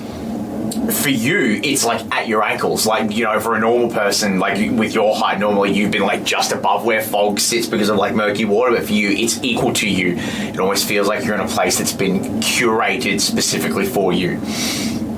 You watch this roiling cloud of thunder reach over like something that's encroaching upon you.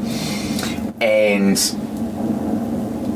as you're like, this weird sense of shock sets in, you begin to like hyperventilate a little bit. You hear like the chiming of like a bell, like a big clock bell.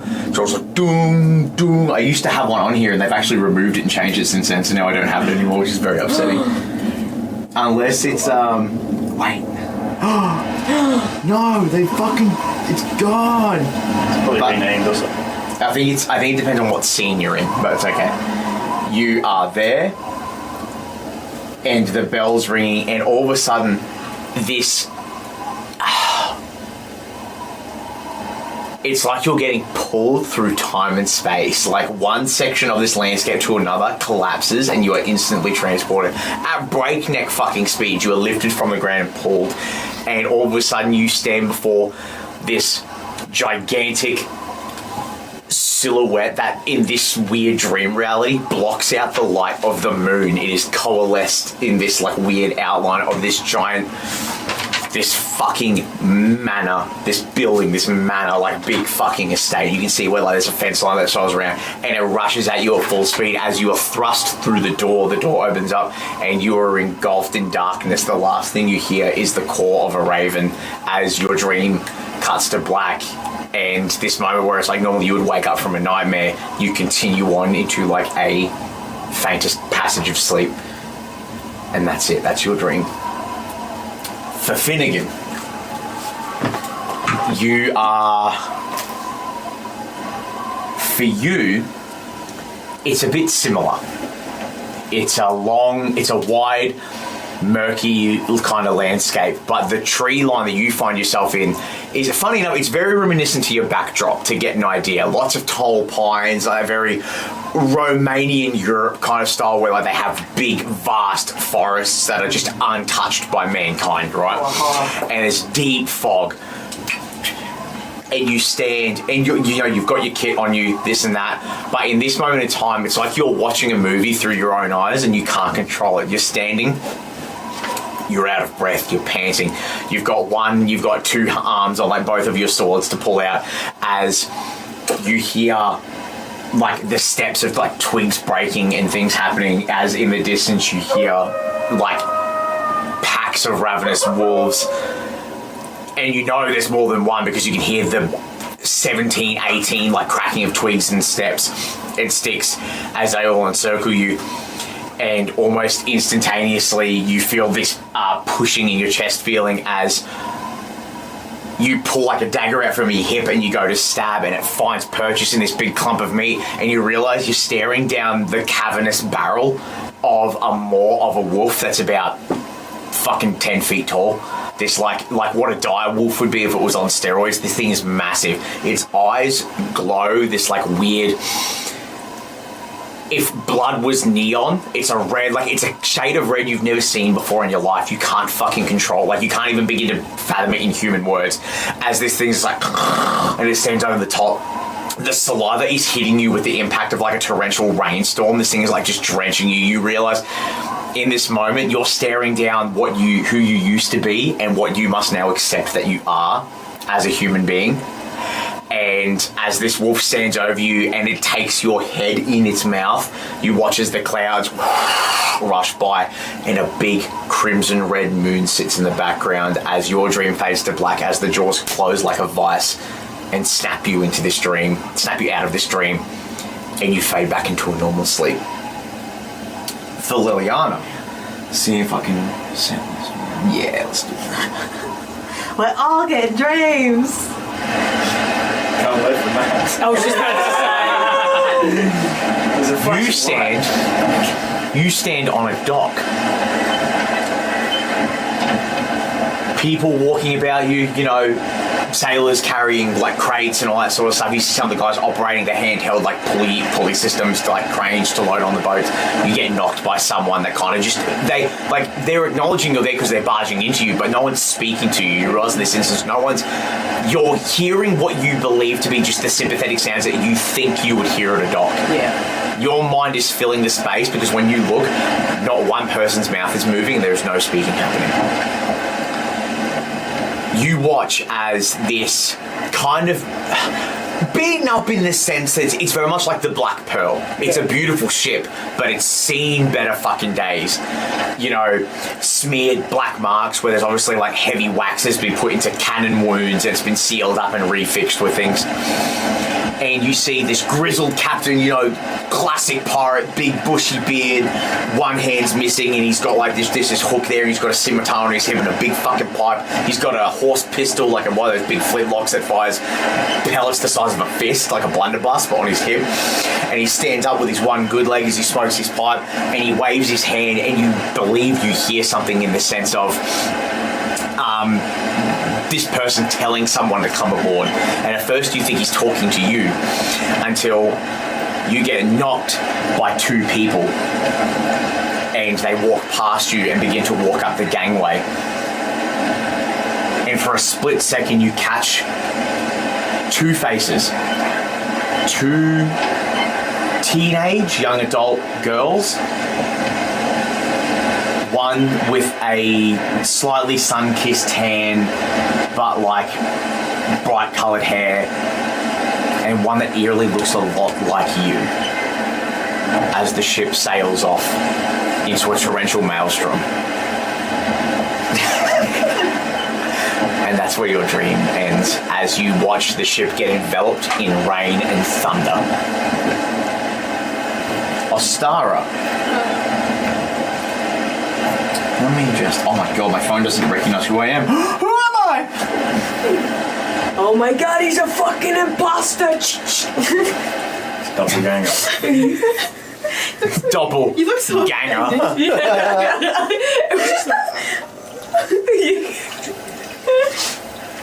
You find yourself standing in a... Like the concept of a grove is it's like a patch of forest that has like a circular kind of shape where like nothing, it's like naturally kind of grown that way in a weird sense. Yeah. So you find yourself standing like smack bang in the middle of it. And it's lush. It's luscious, it's green, there's life here, there's health. The grass, like kind of very gladiator, where like you run your hands along the top of the grass because it's really long and it kind of sways with this soft kind of breeze. And you see like the little critters floating about this and that. And you look down at your own hands and like what you're wearing, and you realize you're seeing yourself in a section of your life that you can't even remember anymore. This was before the circle of the spores. This was before the infection, learning that fungus and these invasive species, they are good for the environment and the ecosystems that exist outside the four walls of your home. This was you before you had that knowledge that there is a beauty in something that invades and this and that. All those weird idiosyncrasies of like how a fungal network works. And there's a bit of a harsher breeze comes in. And it begins scaring away the birds and scaring away the small, like little cicadas and stuff that exist there. You feel a hand on your shoulder, and contrary to what you now as Ostara would be like, this would make me nervous, I need to turn around. There's a weird sense of comfort that comes over your body as you grab the hand in like this loving way, and you turn around and you see definitely what is indeed shaped to be a man.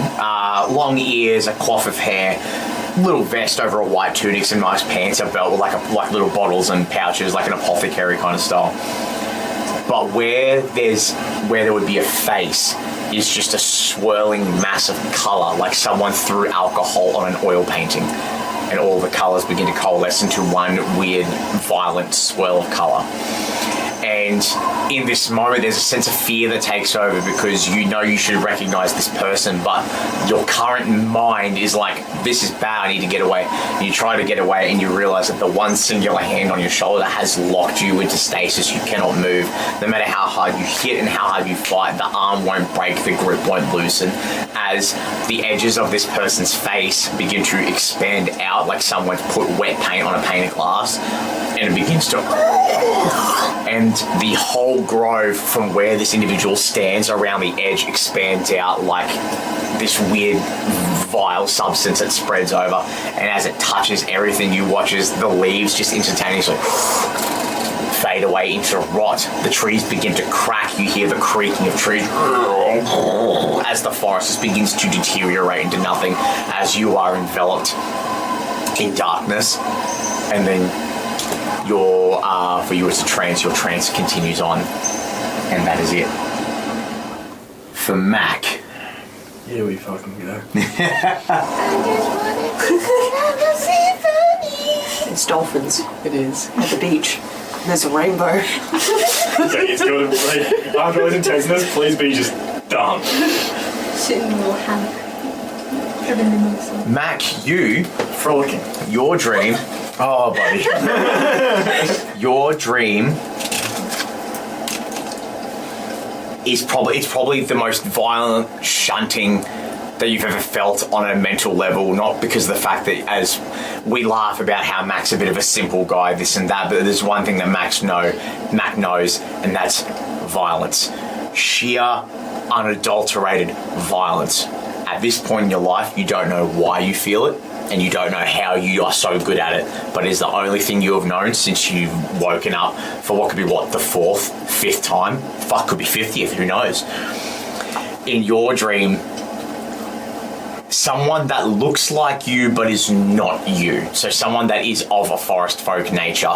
For you, Mac doesn't know this, but forest folk share a very expansive repertoire of what animals they can be, being fey beings. You just see this mountain of a man like you, but they're bigger than you. Their muscles are bigger, they're taller, they're stronger, their antlers protrude out violently. You don't know whether this is physically a real person or whether this is your mind's projection of someone who is bigger than you. and then you are shunted into this dream with a put as you snap back, and this person just proceeds to unleash hit after hit after hit. You feel one of your teeth get knocked down your throat. You feel the hairline fracture from your chin to your top jawbone. You feel your orbital socket crack under the weight as you are constantly bam, bam, bam, just getting the absolute snot kicked out of you. This person halts. You hear something in the distance. You know it's a voice, but your brain won't comprehend what it says. This person drops you. Their long snouted face and ears, long tail as they walk away in like these shorts and like wrapped gloves as they walk. And you see two people. You see a female forest folk, long, auburny browny hair, curly, with like the little angular features of like kind of like a deer face with like a bit of a doe nose and little tiny like ridges on her head. And you see this other burly man. He's not cutting an intimidating figure in the sense that he's muscular and massive. He's actually quite skinny, but he's very tall. But as you look at him, there's just this weird black shadow around him, and he steps over, and while you're like trying to push yourself up on the ground, you feel this like hoofed foot, like this cloven hoof, roll you over and like step on that space between your throat and your chest, and like you can feel the windpipe crushing as this face looks down, and it's a old bloke, like he's got the same similar kind of face to yours, where it's like it's almost animalistic, but he's got a big bushy grey beard. Think a little bit like Kratos from the new God of War, where he's got this. It's kempt for what it is, but it's still very bushy. This big beard, coif of hair on top, in between these two antlers that have been snapped off at the edge. And he leans down and he kind of leans into you, and just goes, "Wake," as you get pulled into the darkness. And your sleep continues. That lines up with you guys hearing the. Oh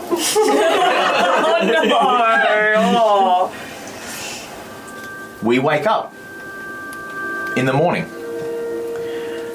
You guys are in Pip's living room. Everyone is fully rested, so you get all your stuff back, heal your HP. Thank fuck!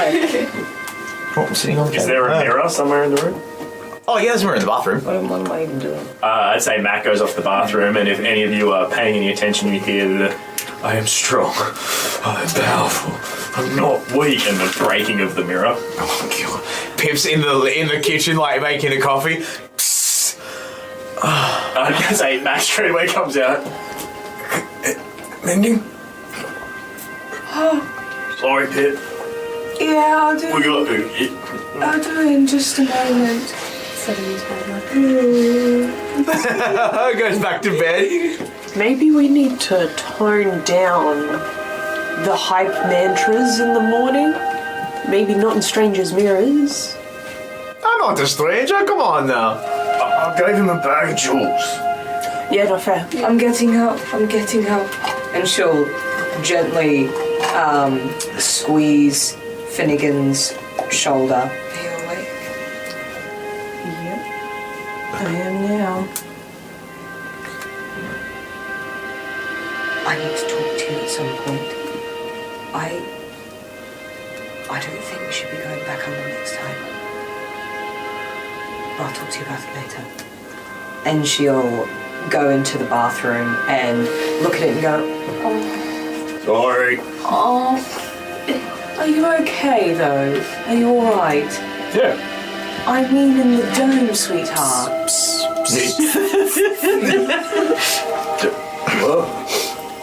Well, obviously you've broken the mirror for a reason. Are you feeling okay? Yeah. Make a charisma saving throw. Roll insight with advantage. Charisma, you say? Yeah. I have advantage on those.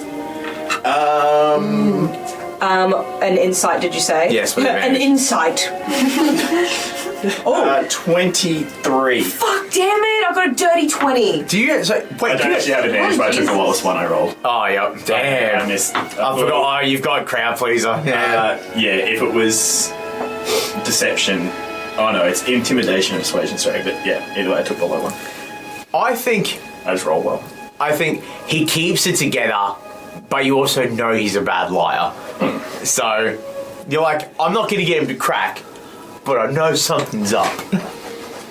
I'd say he has this certain air about him when he puts on the charm, and you can see through that's being put on, but you can't tell what. Look, if you don't want to talk to me about it, I know that you and Ostara get along pretty decently, so maybe... And she starts mending it. Have a chat to her about it, perhaps. That's so cool that you can do that. And just starts like ignoring what he's saying and trying to like focus on somewhere else. Mac. I'm being quite serious right now. I'm always serious. No, you're not. No, I'm not. Just when you're ready, have a chat to someone about, because this is what upset people. Okay? You care about me. He comes in for a big.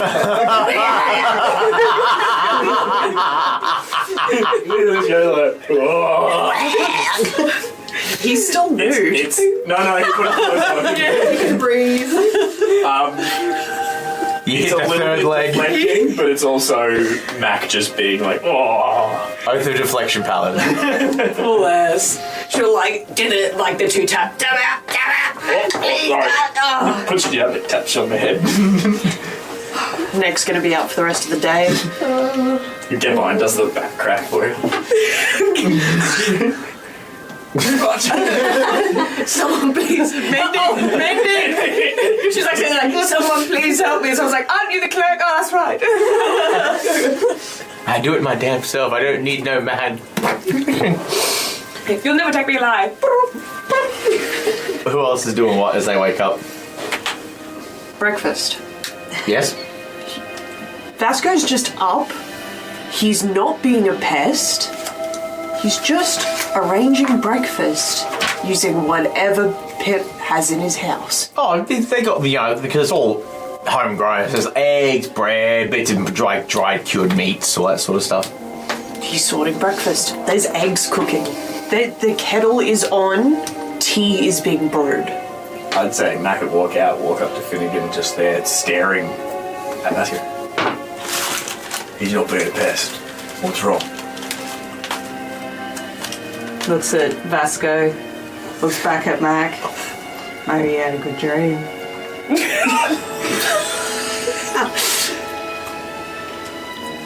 I'm not complaining, no food's food. Yeah, no. Goddamn son of a bitch. Nothing beats Cyclops and Ryu from Capcom vs Street Fighter. The death of the century. Yeah. Hell yeah. Do you think we should help him or like set the table or something? No. Like, visible confusion on Mac's face. Like, what? Set the table. Mac's just starting to grab some of the food before it's even ready. A knife. Just a knife? Yep. Right where your hand was is now embedded in the bench.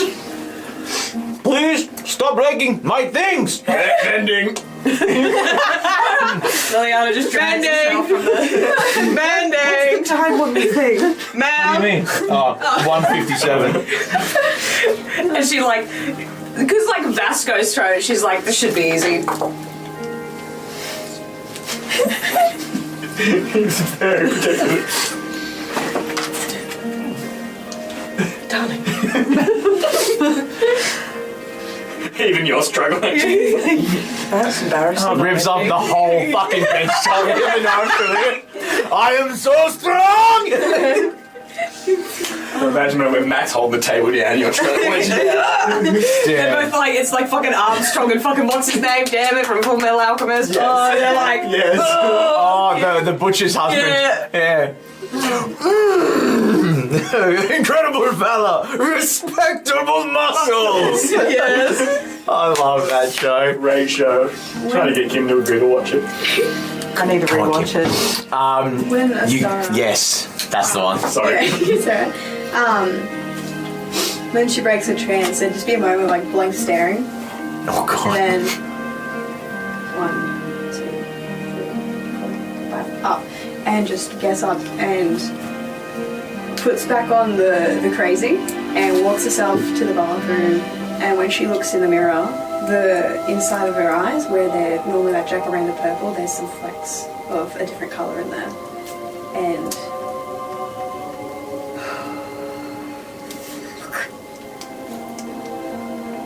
takes a moment, sets up a few more like little spores and mushrooms to try and deflect from that and have something else draw the attention away. Not heaps where it's like, that's really fucking unusual, but a few more brighter coloured fungi around to try and... Because it's a similar colour, similar in hue, but it's different. And then she'll go out and everybody else. And the same way that Mac puts on the stupid and Vasco puts on the clown, she's putting on the crazy. You think Mac's putting it on? Sometimes he is. Breakfast is made. Everyone gets to enjoy it in the company together. As Pip finishes up and helps clean up and put all the dishes away and this and that, and he goes, Vasco helps wash up without complaint. oh my god.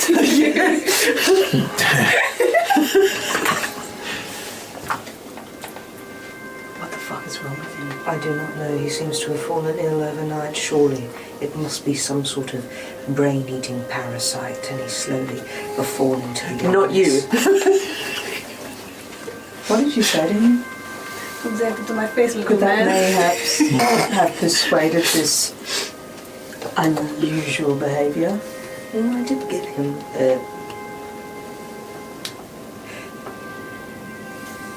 I did give him 3 feathers from the Queen of Corvus. So he's trying to be the goodest boy. The goodest boy! The goodest boy! It would seem perhaps that indeed would be the case. Watch it last only another... I'll give it... Well, we've got coin now. I'm going to be able to give it 3 hours. 3 hours.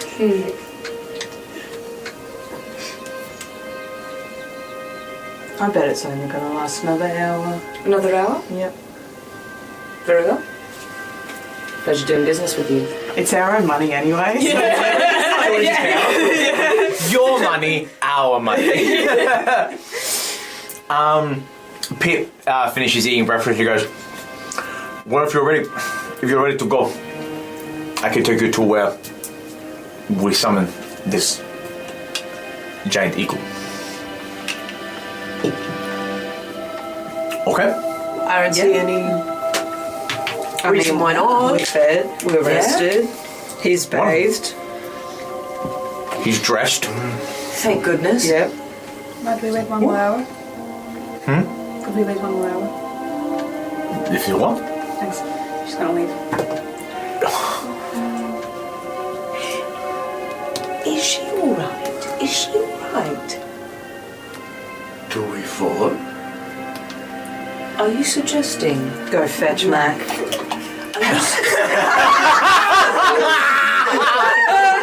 Rabbit! The dog! Get him! The dog! Get him! It's the make my way downtown, walking fast, walking faster. Ostara's just walking over here. I'm a giraffe. Max going to Jeffrey! kind of stealthily follow behind. Roll a stealth check. Would Ostara be making a open check or would it be passive? What's his passive? What is it? 18. 17.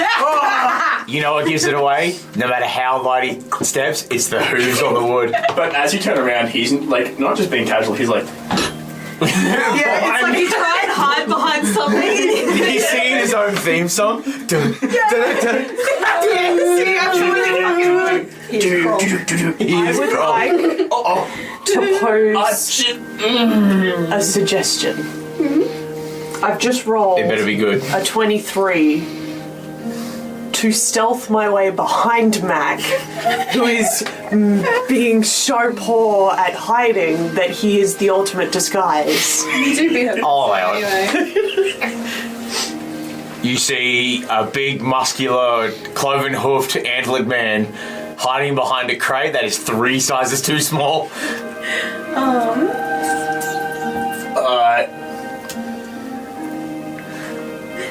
I'm gonna cast Pass Without a Trace and then face step to a different. Roll stealth. With the plus 10. Come on, Vasco. I would like to follow. We'll see. 26. For stealth, you need to roll a perception check. Beating at 26. I wonder if Matt can even see what happened. Nah.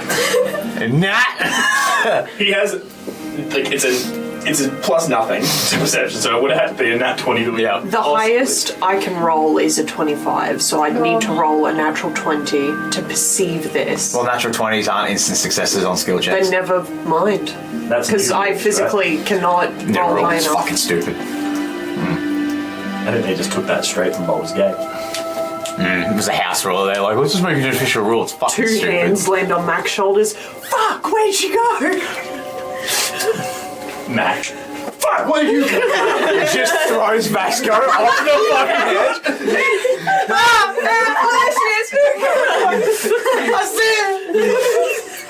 Where does Ostara go? Should we go back to that house? Roll a wisdom saving throw. Damn. Come on. Power of youth is It's everything. 19. What was it again, sorry? 19. That saves, so it'll be 12 points of psychic damage. So. As again, the same thing happens. The corona of your eyesight begins to reverberate with like this violent shaking to the point where it's like you almost just vomit out what you just ate looking at this little house, and then your mind, for the safety of keeping itself alive, forces you to turn away. Can I clock any details about it? Any just like defining marks before leaving? Roll investigation. Okay. Okay. It was so nearly a fucking 20. I was going, Bullshit. It's bullshit. investigation you show. Yeah. Yeah, it's a Calling the lawyer. 16? Huge.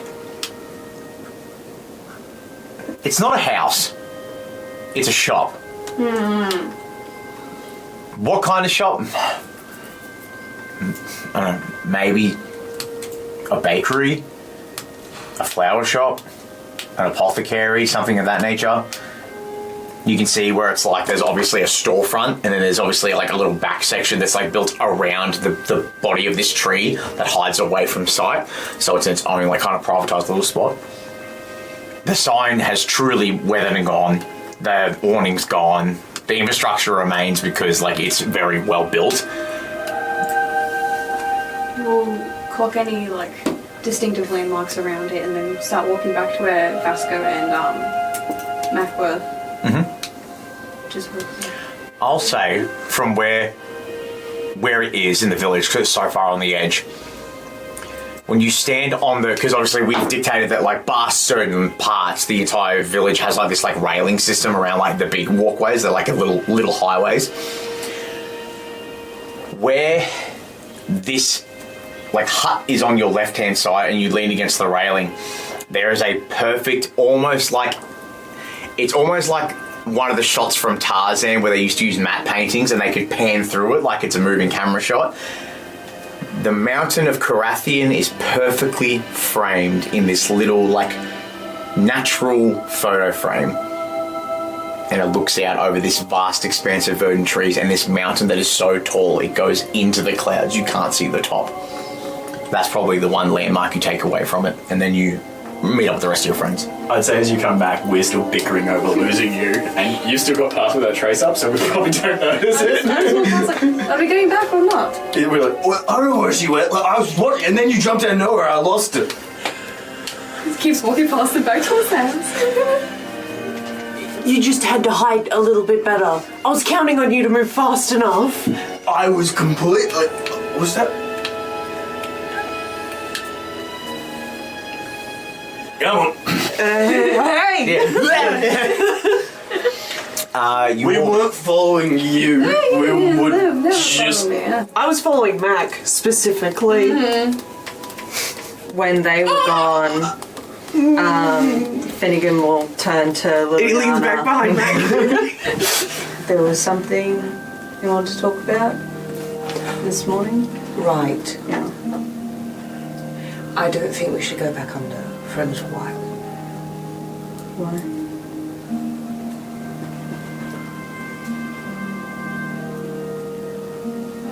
Did you have a weird dream that was kind of almost prophesized? That dream just clicked. Sam is Mac in real life. Took you long enough.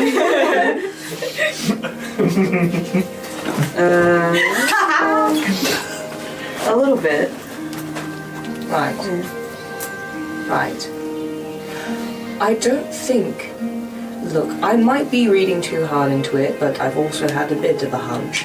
I don't think it's very good for people with child to go under. Face completely pale. It just kind of like...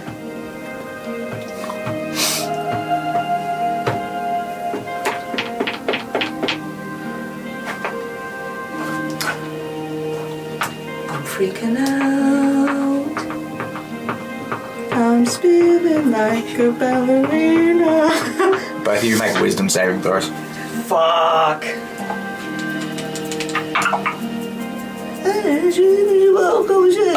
Oh, I'm so wise. It's 23. 12 points of psychic damage. 24 points of psychic damage. As your brain start linking to a realization that 24, something is very amiss in the timeline of your memory. Your brain is now trying to consolidate information that, as far as it's concerned, should not be there. And you both feel that like that sharp ringing in your brain as you're beset by this brain blast. So is it something that like our brain's trying to grasp or remember that simply isn't accessible to us? Is that what it's? Yeah, very much so. It's like trying to explain an eldritch horror when they physically have no shape. Yeah. As far as your current mind is concerned, what you had was a dream, right? Where you've had this weird dream. It's like, oh, it might be a prophecy. It might just be something I've made up out of panic. But something deep in your core is like, doesn't fucking compute. What? Basically, you've gained access to some sort of information that hasn't been there for so long. Your brain automatically thinks it shouldn't be there, and you're just basically having a panic attack. Unlocking a core memory that's been lost for decades. Decades. Okay. Holy shit, are you alright? What? Lelianna doesn't poop, and she doesn't vomit, she doesn't fart, she doesn't burp. Thank you. A real lady. Capital L lady. I go to the toilet and there's glitter and flower petals left behind. So essentially, someone's got to put them there. What's that spell? essentially what you're saying is they remembered something that has been basically cut out of their memory core. Yeah. Okay. So he remembers that Lelianna was pregnant. At some point. And so this memory, I'm just trying to make sure that, so then that way I can role play it efficiently. But the thing is, the way you guys are reacting is so very true, because as far as you're aware, and you've got the diary to prove it, you guys have fucking gone in and out so often, and they warn you from the jump that every time you come back, you lose moments of your life. Who knows where this fits in your timeline? All you know is that at some point, you was having 2 babies.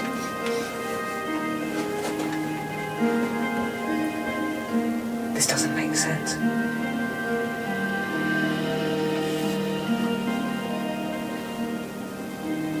Do we already have children? I think so.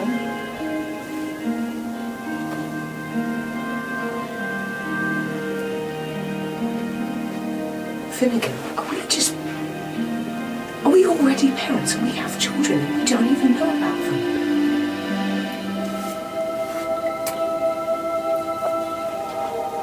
We've forgotten our own fucking kids.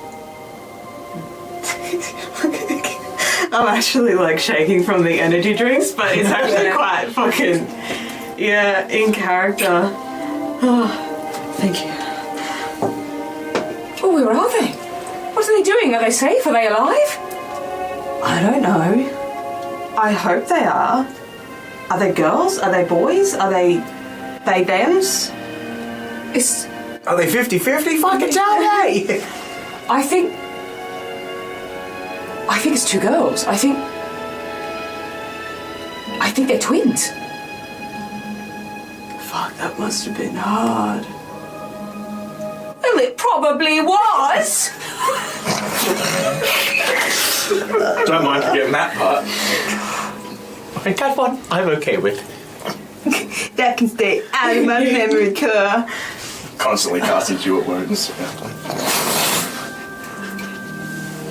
How do we... We have to find them, Finnegan. We can't go under again. This is ridiculous. If we already... Why did we go back under? We wouldn't have. Surely. Unless something happened. We would have not done this if we knew we had children. Maybe we should ask when we get back. Maybe it's the future. It doesn't feel like the future. We wouldn't have left our kids behind. That's not us, Finnegan. We wouldn't have done it if it wasn't necessary. There must have been something that happened. We might have died doing something, who knows, and so the only way is to make sure that we come back for the kids, and now we've fucking forgotten them. I think that's it. I think the way you explain it is like we must have gone for a good reason going into that conversation. You guys realise that there is a thing that comes back to you. There you go, the cards. Wee! As you... Bother help! You go back to your memory and you think about, like, reading the diary. You go... Actually, I think that would be a perfect time. You go back and start scouring the diary. And it has an entry on when you first joined the League. About 186 years ago. When you first joined the League. Because it's a minimum 200 years. Service, yeah. The last time you went under was about...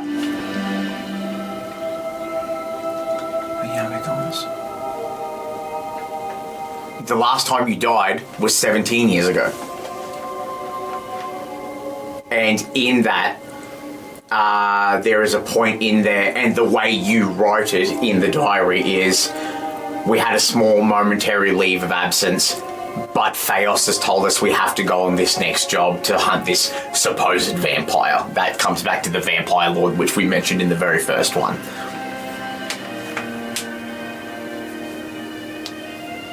Which actually, make an insight check for me. Fuck. With advantage, because your dear husband is there.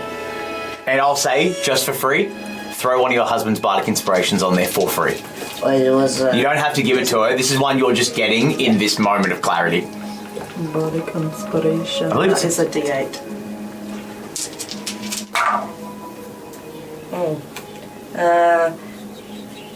That's 22. Beautiful. You push deeper into your mind, trying to remember what you can, reading the diary, putting pieces together. The verbiage, a momentary leave of absence, would have only been written in one of two ways. You were trying to be modest and protect the privacy of your children, or you perhaps would have been coerced one way to write. Another fun fact you remember is the Undying League stands free and idle from any government or acting body. It is a paramilitary company. Who stands to benefit from having soldiers that remembers they don't have ties to people outside the League? The guy who owns the company. Darling. I don't think we left our children knowing we had children. I think perhaps we do need to return and have a chat with someone.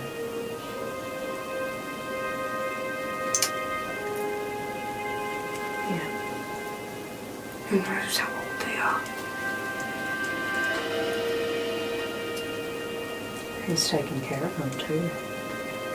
What kind of people are they? Damn, they must fucking hate us. Oh, fuck Finnegan. Shit. We're probably unintentionally the worst fucking parents in the world. Makes mine look good. It's around this time, everyone reconvenes, and Pipper enters and go with his, his red cloak over the top with his bow and his arrows. He goes, "I'm ready to go if you are." "You look like you've seen a ghost. Here," throws you an apple. Just donk. It gets stuck on the horn. Yep. Hits you on the antler. With haste, if possible. Sure. You're going to love this. And you guys walk. You move up into like the canopy. So it's this long winding bit that leads you into the top of the trees, and you can see where there's the canopy exists right in the bough of the tree, but there's this big flat deck that's been built, and there's like posts with like flags on it. No, you guys wouldn't know about airships, so it's a whole thing, okay? But you see this like large deck, and you see off to the side, there's this like, it almost looks like a tube, like something you'd speak into or blow into. And he goes, "You might want to block your ears for this one." Whoa. It's this, like, think of the Horn of Helm Hammerhand from the Helm's Deep fight in Lord of the Rings 2. It's just this, whoa, this big rumble, and I'm talking like fucking hundreds of birds fly away. It fucks the ecosystem for about 3 hours. And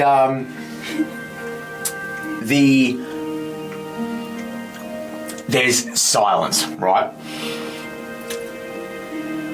It's like just a minute of stillness. The only thing you can hear is like just the wind in the canopy above. I just realized I haven't checked if that's a recording for quite some time. It is. 5 seconds of Seb leading in. All of a sudden, in the distance, the fact that it's faint means it's loud enough that you can hear it over great distances. You see this.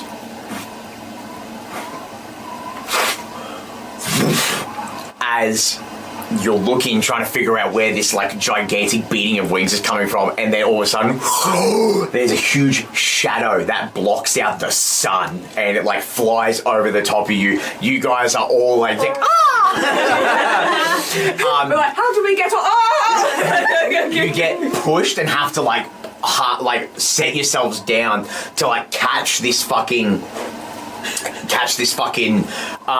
Burp. like this like wind that's coming, as this gigantic eagle lands, and I'm talking its wingspan is like fucking like 15 meters across. Like it's fucking like massive, like the size of this house. Big boy. And it lands, and like there's just like the blowing of all the wind and all that sort of stuff as this like gigantic fucking eagle lands. And you hear this rumbling in the chest as it begins to speak. And it says, "Thornenefsta was lefrifrun." Does anyone speak Celestial?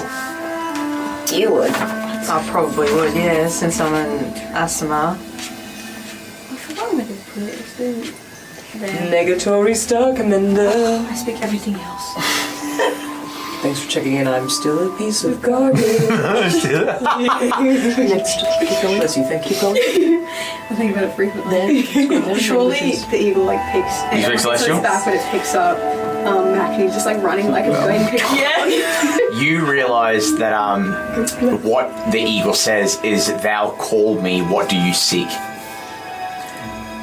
And I think in this moment when the eagle speaks and realises that no one's really reacting to the tongue, it goes, "Forgiveness, friends of Dasso. I revert to my old tongue often. My mortal name is Velerin, King of Canopies." Velaryn, if anyone wants to note it down. Can you repeat that slower? Velerin. Laryn. Thank you. You are welcome. King of Canopies. King of the Canopies, or King of Canopies. Yeah. King of the canapes. Canapes. Just has a little dish with a third vestigial arm.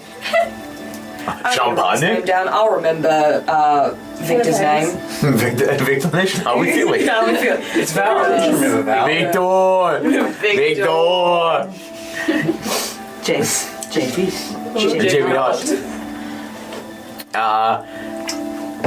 but he says, "You have called me. What do you seek of me?" Alright. Please. Respectfully. We work very hard. Pip laughs. He's kind of like in the background, like just watching everyone fumble, talking to this giant bird, and he goes, "Hail, King. These good friends of mine have sought to rid our town of these ne'er-do-wells and miscreants that destroy what we hold dear. I have told them that in exchange for their services of removing such people, you would take them home to the mountain, the city in the side of the mountain." And he goes, he looks like, when they like flare their feathers out, he goes, "Aye, safe passage home I can provide." And you watch as he the wings go out and he gently leans to one side so you guys may ascend his wing and take purchase within his feathers.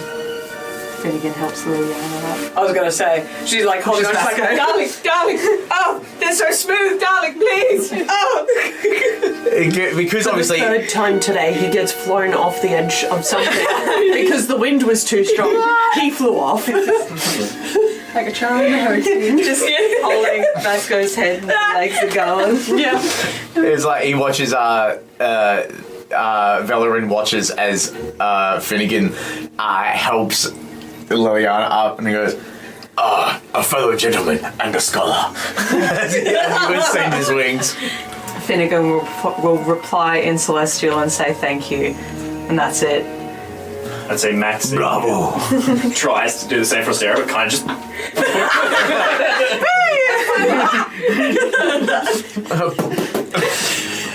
When you guys find. One's the other side like a cow, like. When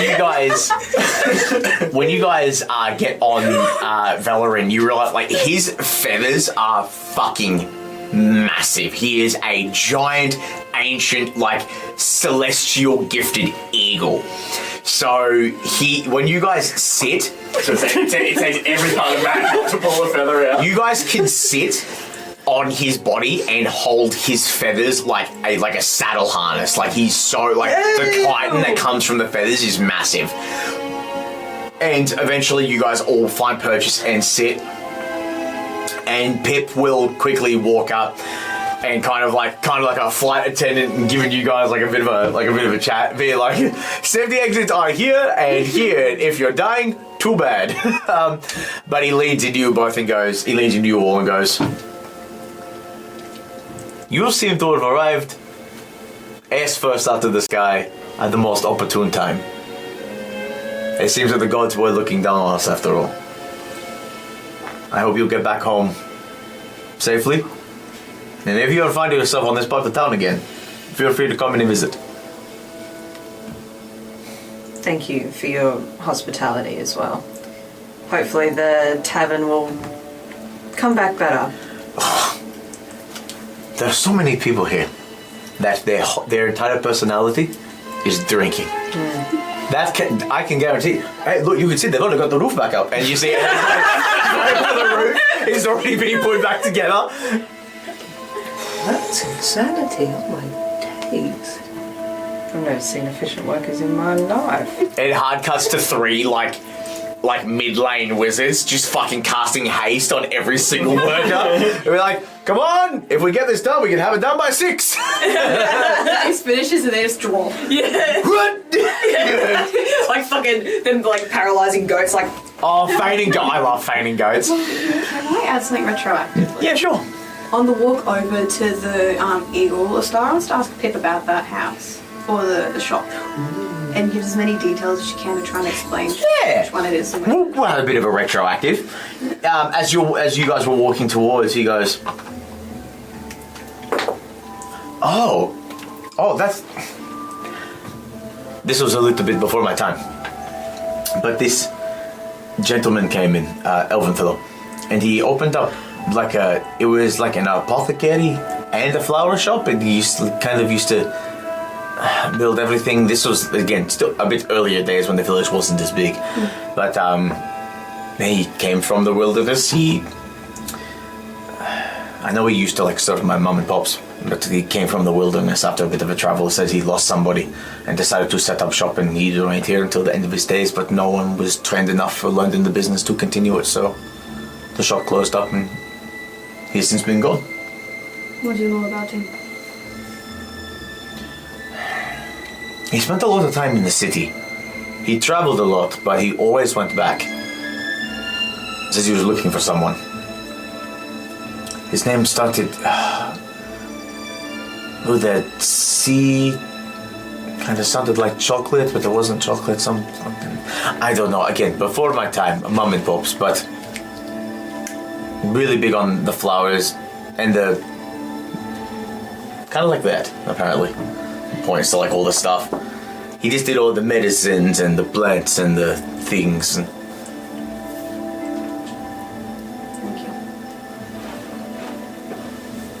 everyone gets on the eagle. Nice. Apologies. With a moment as Pip waves goodbye, the eagle woof, woof, and you guys feel the gravity picking up as this thing gets up and begins to fly. And within a couple of seconds, you guys are taken into the air. And it becomes windy as fuck. It's fucking windy! It's fucking windy! As you guys feel the winds powering past you. But again, due to the size of the Vasco is having a great time. He fits perfectly under the feathers. So you guys are just and he's underneath with a hot cup of joe. This is great!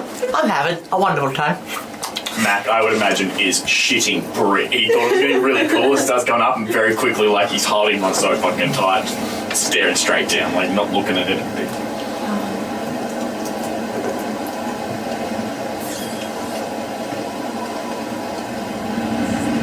Okay. Ostara's going to use a charm person on Mac. Blessings. What do I have to roll? It's a wisdom saving. Do you even have to bother? You fucking dummy. What is it? Nope. On camera. Time. The horns are a DC 232. You try to charm person and Mac's You're into my That was a challenge. You're right. Whatever you... It's alright, big man. We'll be fine. Just hold on. He was about to let go.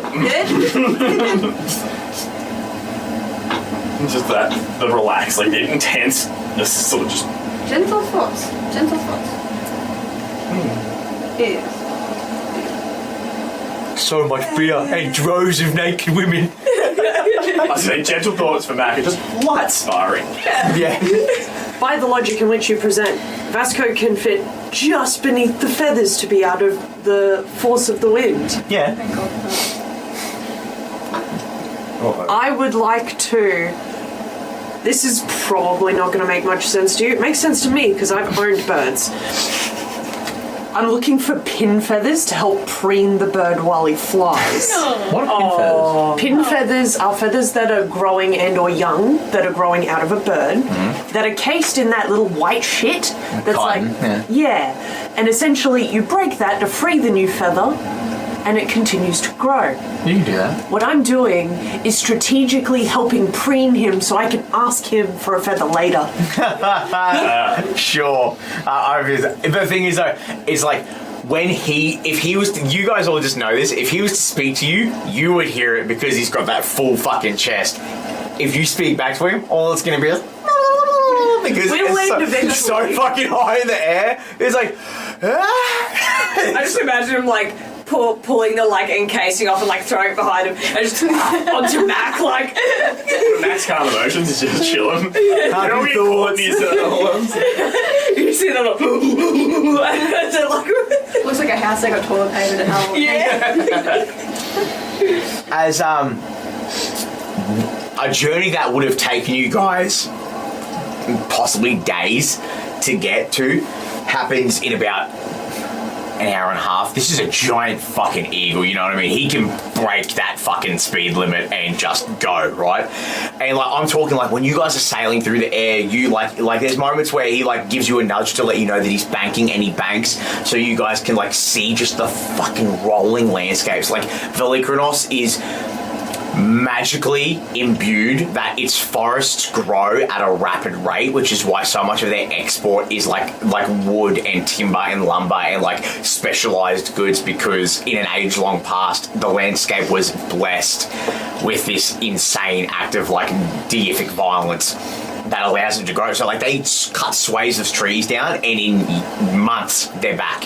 Like it's just consistent, you know what I mean? They stay there because they're magically imbued, they stay healthy. So you get to just see this rolling fucking landscape, which since your last resurrection you haven't got to see. This it's literally as far as the fucking eye can see. It's just verdant, different shades of dark greens, light greens, some like autumn browns and stuff, you know, where like trees have like their own magically intrinsic different color. You see as you pass like one bank of like a smaller mountain range, because Velikronos is very mountainous on top of all its forests. There's like this flutter and you see like a pack of chimeras like fly away in their own like little V kind of fucking, you know, they are predators, they have their own fucking little things that they do, and they fly away, and you see one at the moment where like they look to attack and they realize it's this giant fucking god eagle, and they're just like, no, and they fucking, and they fly away with their 3 fucking heads going flying to work. There's a moment where like you see like albatrosses, like because they can lock their wings and fly on the wind, they actually fly on the undercurrent coming off the eagle's wings. So you guys are like just surrounded by like these fucking swathes of albatross and like these, you know, just this incredible wildlife that for a while you fucking forgot about. You didn't know it existed anymore, you know what I mean? Like your memories are so your soul and your essence has been so deteriorated from, as far as what Lelianna has now learned, 187 years of resurrections. There's just so much, you realize in this moment, it's like, you know what, it has been bad, but there is still beauty in the world. There's maybe an instance like where I'll say everyone gets a moment to kind of, I want to really get around and pick everyone's brain about what's going through their character's mind, seeing this part of the world in comparison to where they come back from Minera Shroud, and you know, the city that was this dark, dank, fucking disgusting fucking place, then the village and the trees, and now seeing this just expansive landscape. What's going through everyone's heads? A bullet. I got them. The longest sniper shot in human history from across 2 continents. Zero with a barrel that's the size of a fucking city block. It's like comically cartoonish, like pulls it out and just keeps fucking going. I knew this bag of holy was good for something. Anyway. Well, Matt's brain is probably just whatever the charm person was. Stay calm, hold on. Charm person elicits responses to orders, but I think even during that sense you would still have the ability to form cohesive thought in what he's feeling, because charm person is like you're being forced to do something against your will, but you can still observe the outside world around you and create your own feeling. I would say there's a weird confused nostalgia in just the wilds, like it feels at home but he can't place why. Yeah, for sure. I think it flashes back to that dream you had, realizing that there's other people like you. They might not be kind like you, they might not be good like you, but they exist. You come from a group of people, and maybe that's something you could look into when you get home. Yeah, Ostara's in a pretty similar boat. I was thinking about back to Hannah Trace, like that was unfamiliar, she didn't know it, so it was easy. It was fine to be there because it was new, it was unfamiliar, she didn't know. But now being back in Dasso, the itch is in the back of the head of I've forgotten and I need to remember. And flying over the countryside. It's the same itches there. It's, I've been here, I've lost something here, and I need to find it, but I don't want to, because she knows it's going to be bad. But she can't ignore it anymore. And that's very much plaguing her thoughts at the moment.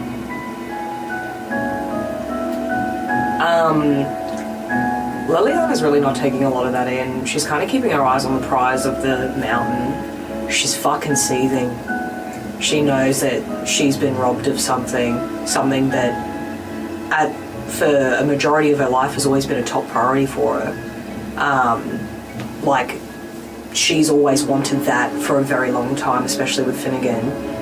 And now to find out that it possibly already happened, but it's been purposefully pushed from her brain. The fucking Undying League themselves is about to see a whole different side of fucking Lelianna when they land. To feel like knowing that they've taken that thing that happens to you, which is like, you know, a very grotesque side effect, and you've been manipulated one way or the other, or at least that's how you feel what's happened. Yeah. It would set you on a fucking warpath, so you're just riding on the back of this eagle being like, I'm gonna ride this cunt to battle. Yeah. Maybe I can bribe the bird. Finnegan would basically just be staring out at the horizon just with a sense of guilt. And he's not sure if it's because of the own dream that he had, or because of the fact that there's a possibility that they have had kids and he has not been able to be the father that he wanted to be. And he's trying to basically pull apart both of these experiences and put pieces together, but because he's focusing on two different things at once, it's just made his brain numb. And he's basically thought himself into a migraine. Yeah. So it's just staring. And the smile that he initially had when he first basically boarded the bird has completely just disintegrated and has just now been turned into a blank stare. Dang. Vasco. The thing is, he can't see the surrounds. He's busy. He's distracted. True. He's keeping himself busy with busy work. Because quite frankly, he doesn't want a bar of whatever that dream was. He's got shit to do in the present. Fair enough. Would there be time to yap on foot? Yeah, you have like a minute, I guess. Yeah, a minute or two. I think in between like the big gusts of wind and stuff, like you'd have to like duck beneath it. You know what I mean? You've got to make an effort to organise yourself in a way where you can speak to everyone. Vasco is basically the only one that gets free conversations because he exists under the feathers. I should crawl over to where Lelianna is because I've got the most rapport in terms of general talking. Bird dreams? You as well? That bad? Was it unfortunate? Well, it wasn't much.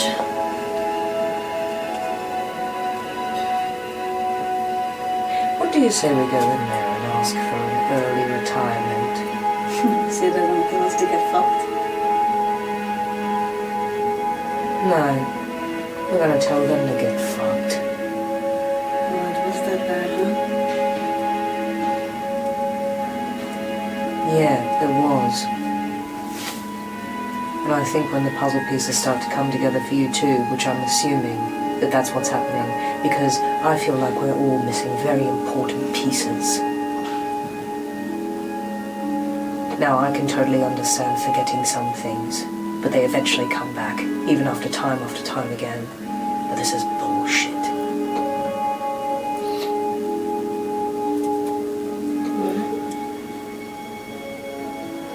Guns blazing then. Whatever that is. But yes, it will blaze. The sun is high in the middle of the sky. Not that you can see the sun through the cloud cover, but the sun is high in the sky. And Carathian, the mountain, which houses Thesandrus, the city, you can see the dais that extends from the side of the mountain, like it's minutes away. You are so close. And as the rumbling in the chest from Valoran begins to speak, he goes, "Mere minutes, my friends. Soon we will land," and at first a speck on the side of your vision turns into a giant fucking boulder, which at this instance looks like it used to be the side of a building. Hits the fucking eagle. He goes into a spinning dive down. I need everyone to make dexterity saving throws, but you will have advantage because as you are free falling, as you are knocked from the giant eagle, even though he can't move one of his wings, he bomb dives down and attempts to guide your fall and save you. At advantage, as you said. At advantage. Oh my god, we're just Avatar. Yeah. Oh fuck, neither of those were great. Saves are just the normal plus, right?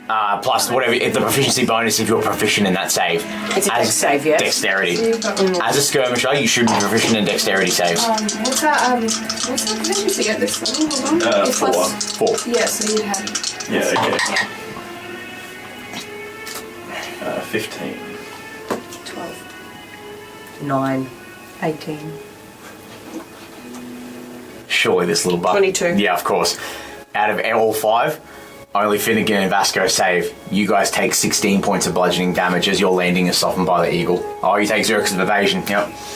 Everyone else, yes? I was right close to Lelianna. Would I be able to grab her and face step? When we get close to the ground and face step to the ground to try and like.